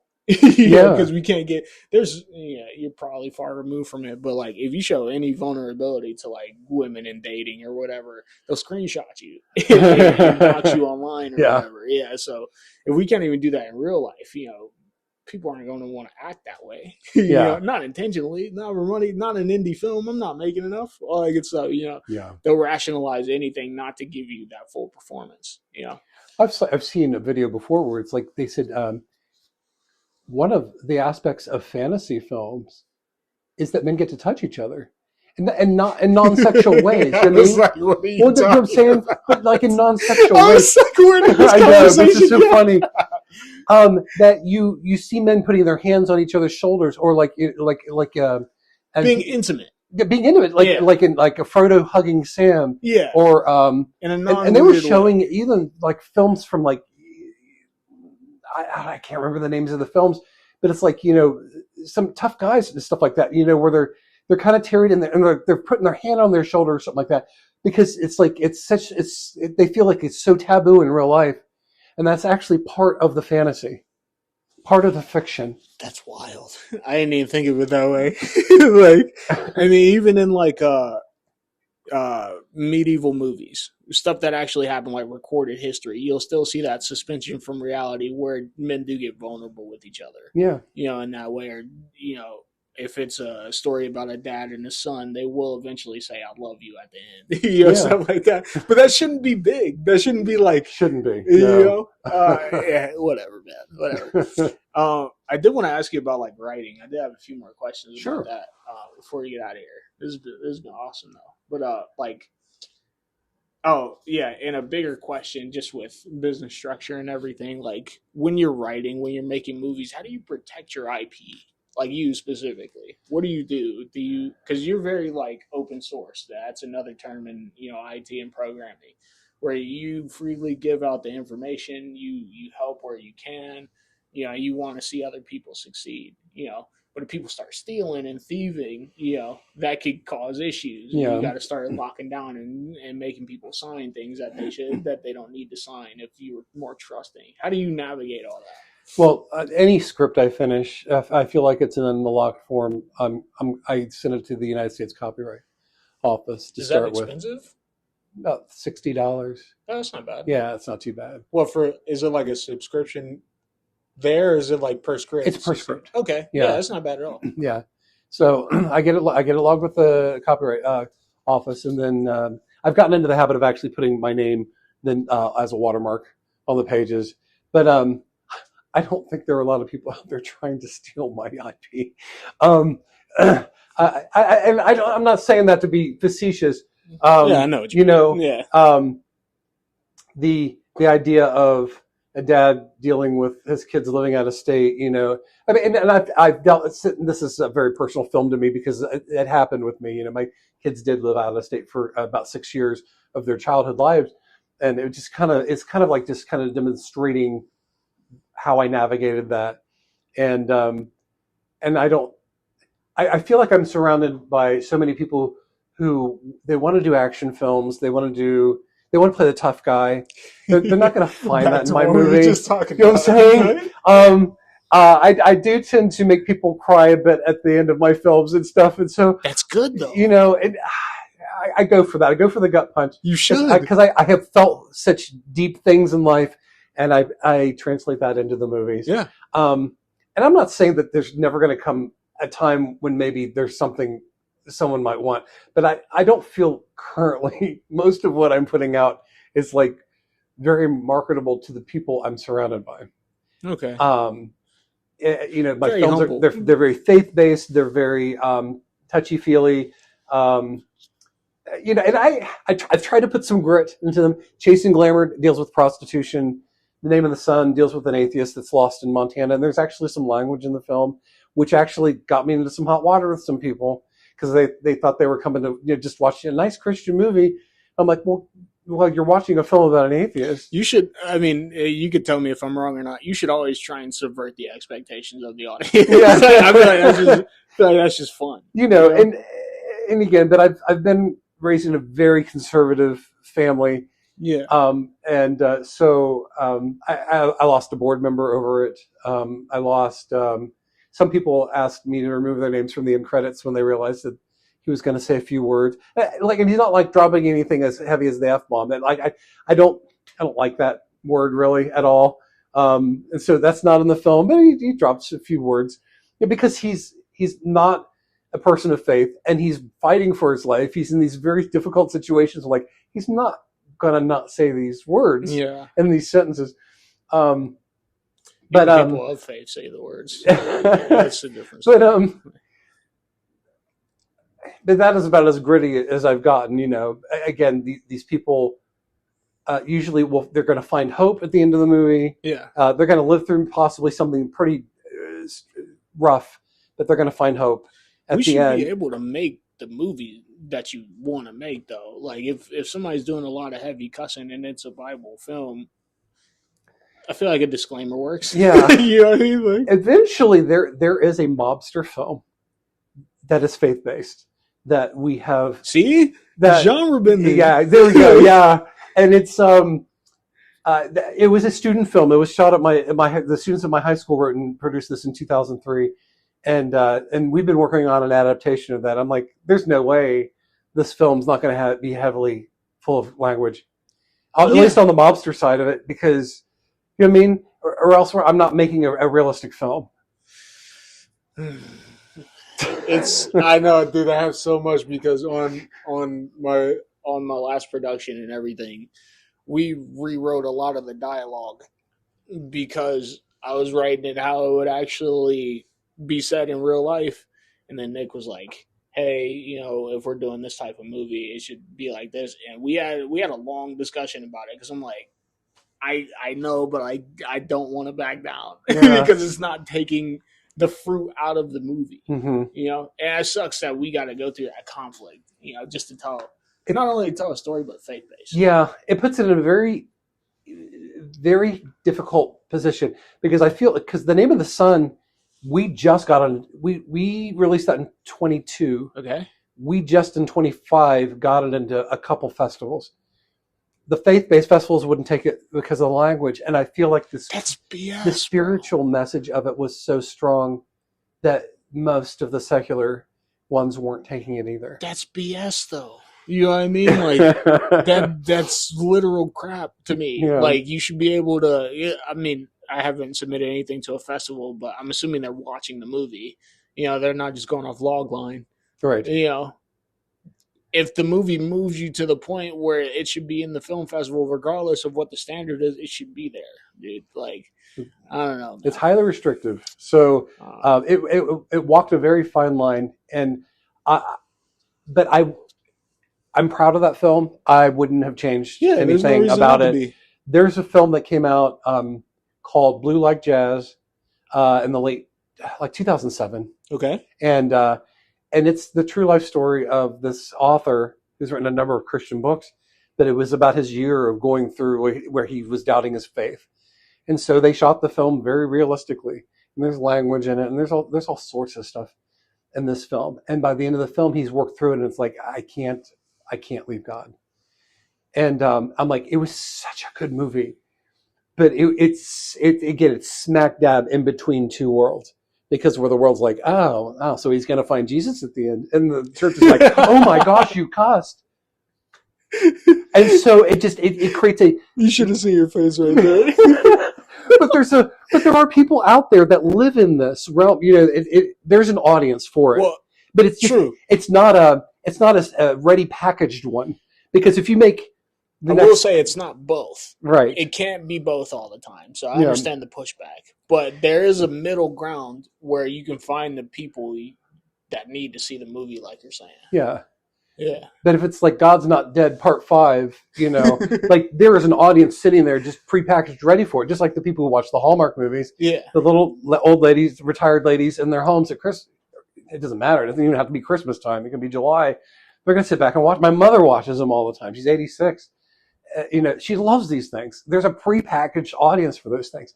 When you make a film that walks the line between, it being honest and having a faith message, it's just a little harder for it to find the audience. They're there though. It's like you're walking a tightrope above a volcano. Yeah. I mean, anything is going to get you pushed into that lava. Dude. Yeah. But this is what I'm saying. Why you're so needed. Like there has to be people of faith or not that understand that. I don't know, man. I just got a bunch of thoughts like creating like award shows for movies like that. That'd be nice. It would be lovely. Nice. It would be nice. It would take a while. There's one in Los Angeles called the Hard Faith Film Festival, and they will take films of faith that have language. Hard faith sounds like a hard apple cider or something. Yeah, it does. Yeah. But I like that. See, my idea is not original. Somebody thought of that and executed. Yeah. Yeah. I just think it's important for you to tell that message to people. Like, hey, dude, there is a middle ground. There is an audience for it. Because I just feel like we're all too hard on each other, man. Yeah. Seriously. When you're writing and everything, how long does it take for you to finish a script? Do you want to finish a script sometimes, or are you so enamored with the world that you want to live in it until you want to finish the story? I don't. Oh, it depends. It depends on the script. I will say when I wrote draft 1 of A Story for Winter, I got it done in a week. How many pages? 100. Golly, dude! I lived that film. I loved that script. That one, it just gushed out. Okay. Now, granted, draft 6, which is what I think we shot, was markedly different. But draft 1 came out that fast. The one we're shooting this summer, it probably took me 2 months to write. And that's like everyday writing. It's it's because we were shooting second draft, which is the last student film that we were working on. That one's not been released yet, but we had a lot of lull time. We would have 2 and 3 weeks at a time when we weren't shooting. And I'm a school teacher, so I've got the summer off. Yeah. So it's been 2 or 3 weeks working on it. But I could get like 5 and 10 pages done over a couple days if I really got inspired. You lock in. Yeah. And I tend to, and this is one of those ones where I was writing it as I tried to outline it. I went back to, I was like, well, maybe I should. So I did build the outline for it. And at some point, something I wrote, something more natural should happen. And it just knocked all the dominoes over. I'm like, none of this other stuff I planned is going to work now. And so I just carried on, just writing it scene by scene at that point. And when I'm writing that way, I'll usually write about 5 pages, and then I'll read over those 5 and make the edits there. Because I know that whatever happens here is going to affect the next thing. And I don't want to just write it through and start knocking pens down, in the middle of the script that's going to, completely change the rest of the script. So I tend to do the editing as I'm going. 2 steps forward, 2 steps, 1 step back, tweak it, then move on. And then by the time I get done, I'm not rewriting it anymore.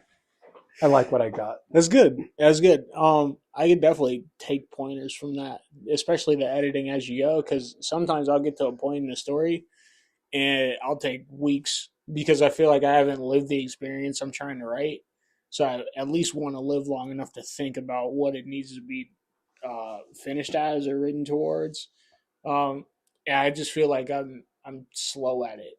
I do feel like I can write every day, but you're giving me confidence. You're telling me you don't write every day. Not every day. And if it makes you feel any better, the one I'm currently writing, it's a sequel to The Name of the Sun. And it's I've been working on it since last spring. Yeah. And I'm only on page 67. It's How long do you want it to be? I want it to be about 80. Okay. Because with a film like this that takes place in nature, and there are a lot of slow moments, that's probably going to hit about an hour and a half. A lot of monologue. A lot of Okay. And he's walking through nature and everything. So Reckless Mercy was 103 pages. So that should have been an hour and 43. Mm-hmm. And when we got done with the locked edit there's nothing else we could have removed. It was 2 hours and 2 minutes. It's another thing about owning your own production company. You don't have any time constraint on how long you need this to be. Right. Yeah. And we're like, well, I guess this is because when this lady's in therapy, it's largely these scenes where this lady's in therapy, when she's talking, she just took her time with it and she just emoted a lot. And those scenes took a lot longer than the page count would have ordinarily made us expect. But we kept what was there. It's like we couldn't cut it down any shorter than that, or we would have lost too much of the plot. So, but anyway, yeah, it kind of depends. It depends on the story. Yeah. On what it's taking. This one's, I'd say when this is all said and done, it would have taken me a year of spotty writing here and there, and I only write it when I feel like I'm in the mood. Yeah, compelled to write. Yeah. Okay, no, that's good. I don't know, man. I just feel like sometimes I get stagnant, and I just need to hear from people who have made multiple features and multiple shorts. Like, hey, you don't need to write every day. If that's your thing, that's your thing.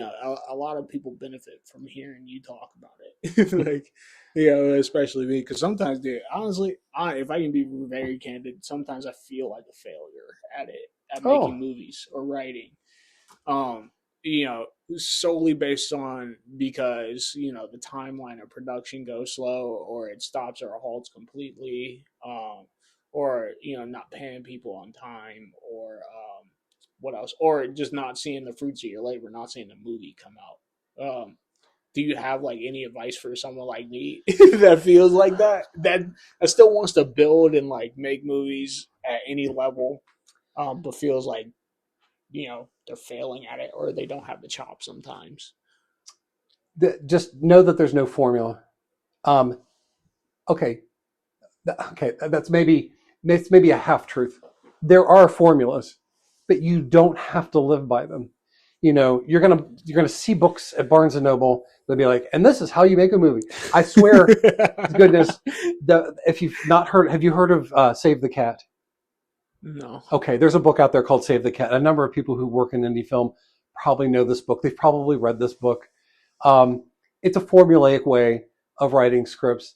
And the man who wrote the book he's written a number of screenplays, and one of them got produced in the 90s, and it was like I think it was a child, like a juvenile actor film movie and everything.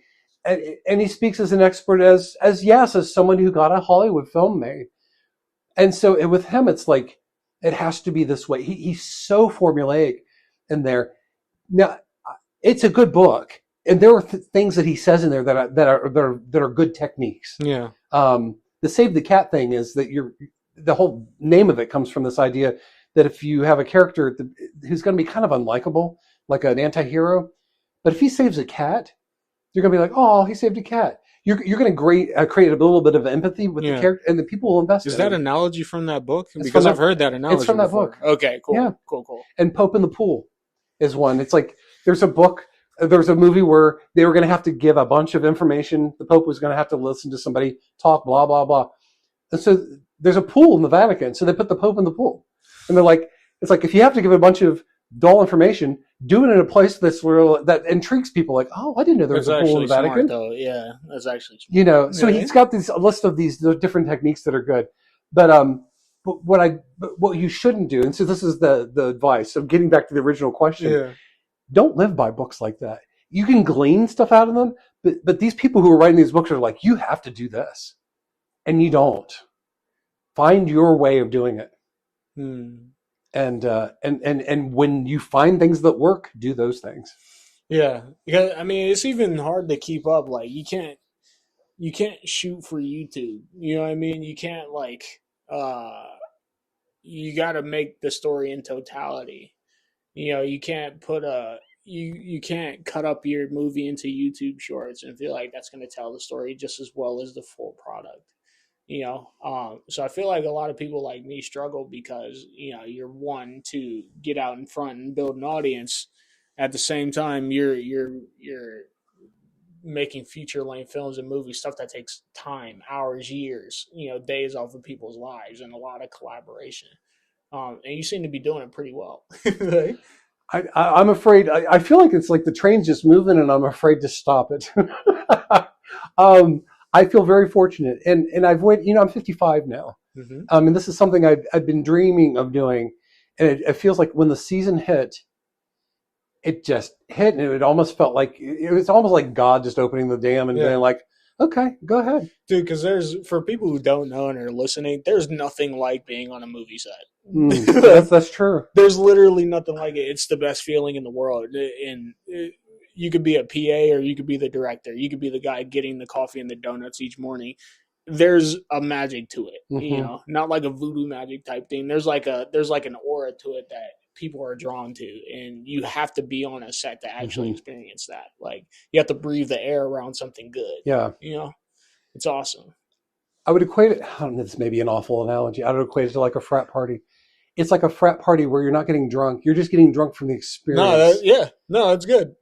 That's good. And it's just the relationships you build, family on there. It's just, there's just so much. I mean, hopefully if you're on the right set, there's a lot of love and acceptance and getting along with people. Hopefully you don't get on the bad. There are bad sets too. But when you have struck it and you found that right group of people, it's just like a family reunion. Yeah. And then you want to work with those people again. It's like, man, let's make another one. It's amazing. Yeah, dude. Yeah. Is there anything, I've been kind of doing this running segment where you would give advice to your former self, like when you were first starting making movies, or if you were young and you came back like Back to the Future, came back in time and you saw yourself watching Star Trek, what would you tell yourself? What advice? I would tell here's the thing. I would never want to have done this any other way than I have. Dude, that was profound. And seriously. And that was the best thing you said all day. I'm glad. Well, thank you. I've had people say this before, like if you could go back in time and like say you wake up and it's 1992 and none of this has ever happened, what do you do? I said my initial response was start doing exactly what I was doing so that I would meet the same people and have the same children and meet the same wife. I'm like, I don't want any of this to be different. It's made me into the person I am. And I feel like, Mark, I've lived through a child with special needs. I've lived through divorce, having my kids live out of state. My oldest daughter who had special needs, she was murdered. I had to go through a murder trial and go through this process of the man who was in jail writing me from prison, asking me to forgive him for what he's done. These are things that if I were talking to my younger self and if I revealed you're going to live through all this, I'm going to be like, no, I don't want to live through this. I don't want to live through this stuff. But I leaned into God. He got me through it. And I've become the type of person I could have never become if I hadn't lived through these things. And I've become the type of filmmaker I couldn't have been if I hadn't waited.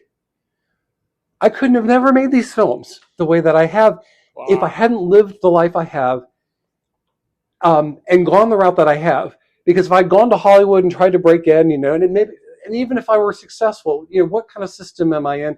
What kind of movies am I working on? I went the ministry route, and then I was stopped from going into ministry. And I feel like that the mindset of ministry stayed with me when I got back into film. Yeah. And that's what opened me up to working with students. It's the same excellence, right? Right. Like, as you would do for the faith, as you would do for your production company. It's the same work. Yeah. And I would tell my younger self, it's like, hey, it's going to be a rough road, but stick with it because you're going to love the outcome. Dude, yeah, no, I need to hear that, like me personally. So thank you, dude. Dang, I would love to continue to talk, but you do have to come on another episode for sure. Okay, sure. Probably in a couple months. All right. Because like I said, if we're just busy talking the whole time, nothing's gonna get done. Even though it's iron sharpening iron for sure. Absolutely. But dude, thank you, Nate. Thank you. It's been my honor, my privilege. Thank you for having me on. It's inspiring and it's encouraging to hear people like you talk. Because as somebody who, has been through the struggle, has, failed and succeeded on certain days on production, like rotating people in and out, paying people, it can get discouraging, especially when you're doing your own production company type thing, so seeing how you did it, you building that formula, it's a pillar of light. And don't ever think anything different now. And everything you've been through has prepared you, so you deserve it. Like, I'm not just saying that because we're on, but I'm going to say the same thing when we turn off the mics. But, yeah, dude, it's awesome. It's awesome. And you've been waiting to come on for a little bit. Yeah. I was looking forward to this. I really was. Yeah, dude, we got plenty more. Trust me. Cool beans. Yeah. I try not to be busy. I try not so we can have talks like this, but sometimes I just get into a mode. Like, dude, I've been building an American Sign Language chatbot. Really? Yeah. So yeah, dude, I love movies because of how they make me feel. So I want to make movies that made me feel like how I felt when I started watching movies and everything. Like, dude, I cried at the Lego movie. You know what I mean? Yeah, I love that freaking movie. But Scott Pilgrim vs. the World, I shed a tear last time I watched it. I cried at the end of Napoleon Dynamite.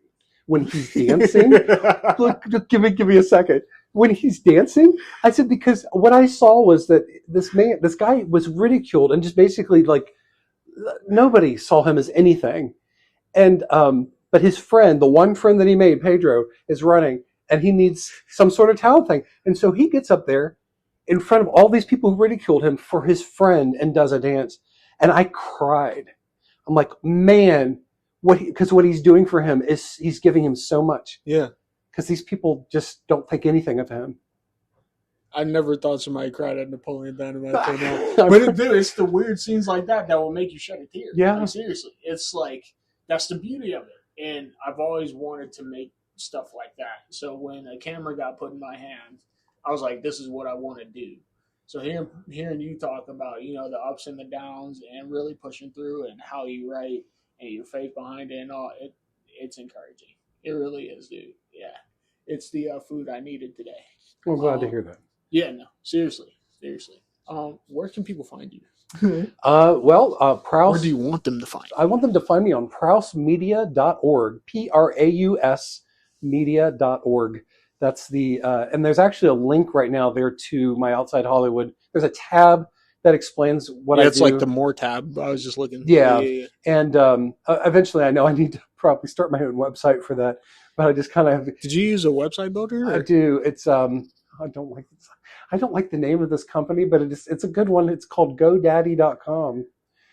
Yeah, remember, dude, their commercials are legendary though. Oh my goodness. But it's like, why did they choose that name? It's a good name. Every time yeah, but you get a good chuckle out of it every time. I actually had to, because the student that did the name of the son, he needed to build a website for his senior project. And so he says, who do you use? And I text that to him and he's like, why are you talking to me? Like, he started really ripping me a new one. Just to joke. He knew that I wasn't being, he's like, Nathan, why are you telling me this? I'm like, oh my goodness. I'm like, I'm sorry, that's what they're called. But yeah, they're good. It's a really good website builder. I didn't even know kids, even in college, I didn't even know kids knew what GoDaddy was. Yeah. Just remember, if you remember Danica Patch, you remember GoDaddy. Yeah. But again, we could even talk about TV commercials and how that's a lost art. We're talking about production design. Yes. When was the last time you saw a good TV commercial? Well, it's usually Super Bowl, but even sometimes that's kind of hit and miss. Yeah. Even there. Yeah. Yeah. I would love, if there was a way to just shoot concept commercials for products or like without like getting sued or copyright stricken, I would do it. Yeah. Yeah. You got to like completely fake it, but I would just make better commercials. Yeah. That's nice. I feel like that's a good lane. Anyway, I forgot what we were exactly saying. Oh yeah, where they were finding. Yeah. Prausmedia.org, and then eventually, hopefully, one of these days outside Hollywood. Oh yeah. Can you tell everybody what's out and what's coming up? What the last release was, Reckless Mercy. Yeah. That's on Amazon. So they're all on Amazon. A Story for Winter. It's a Christmas film on Amazon. The Name of the Sun came out in 2022 on Amazon. Chasing Glamour. And then Reckless Mercy. We're finishing one called Second Draft. That's a movie about a high school student during the pandemic of 2020. And it's a comedy. It still has a little touchy-feely moment at the end. It's in the scoring stage right now, and we hope to have that screened for the first time in February. Okay. So that's optimistic. And then we start shooting Hey Jupiter in June. I'm excited for that one. Yeah, I am too. Yeah, just looking at the poster, it was awesome looking. Good, man. Good. Thank you. And where can they personally find you, or is everything on Praus Media? Pretty much on Praus Media. If they want to reach out to me, there's a contact link there, and it'll shoot me an email. Awesome. Yeah. Thanks, man. Dude, seriously, like, you're one of the people that need to voice whatever opinion or ideas that you have, because you are a good gatekeeper, I would say. Thank you. People are like, there's not gatekeepers anymore. There's like good sages. Yeah, you're one of those. So thank you. Thank you. Seriously. All right, guys. You know where to find me. I'll see you next episode. And Nate, can't wait to have you back on, dude. Thanks. Can't wait. All right. Bye, everybody.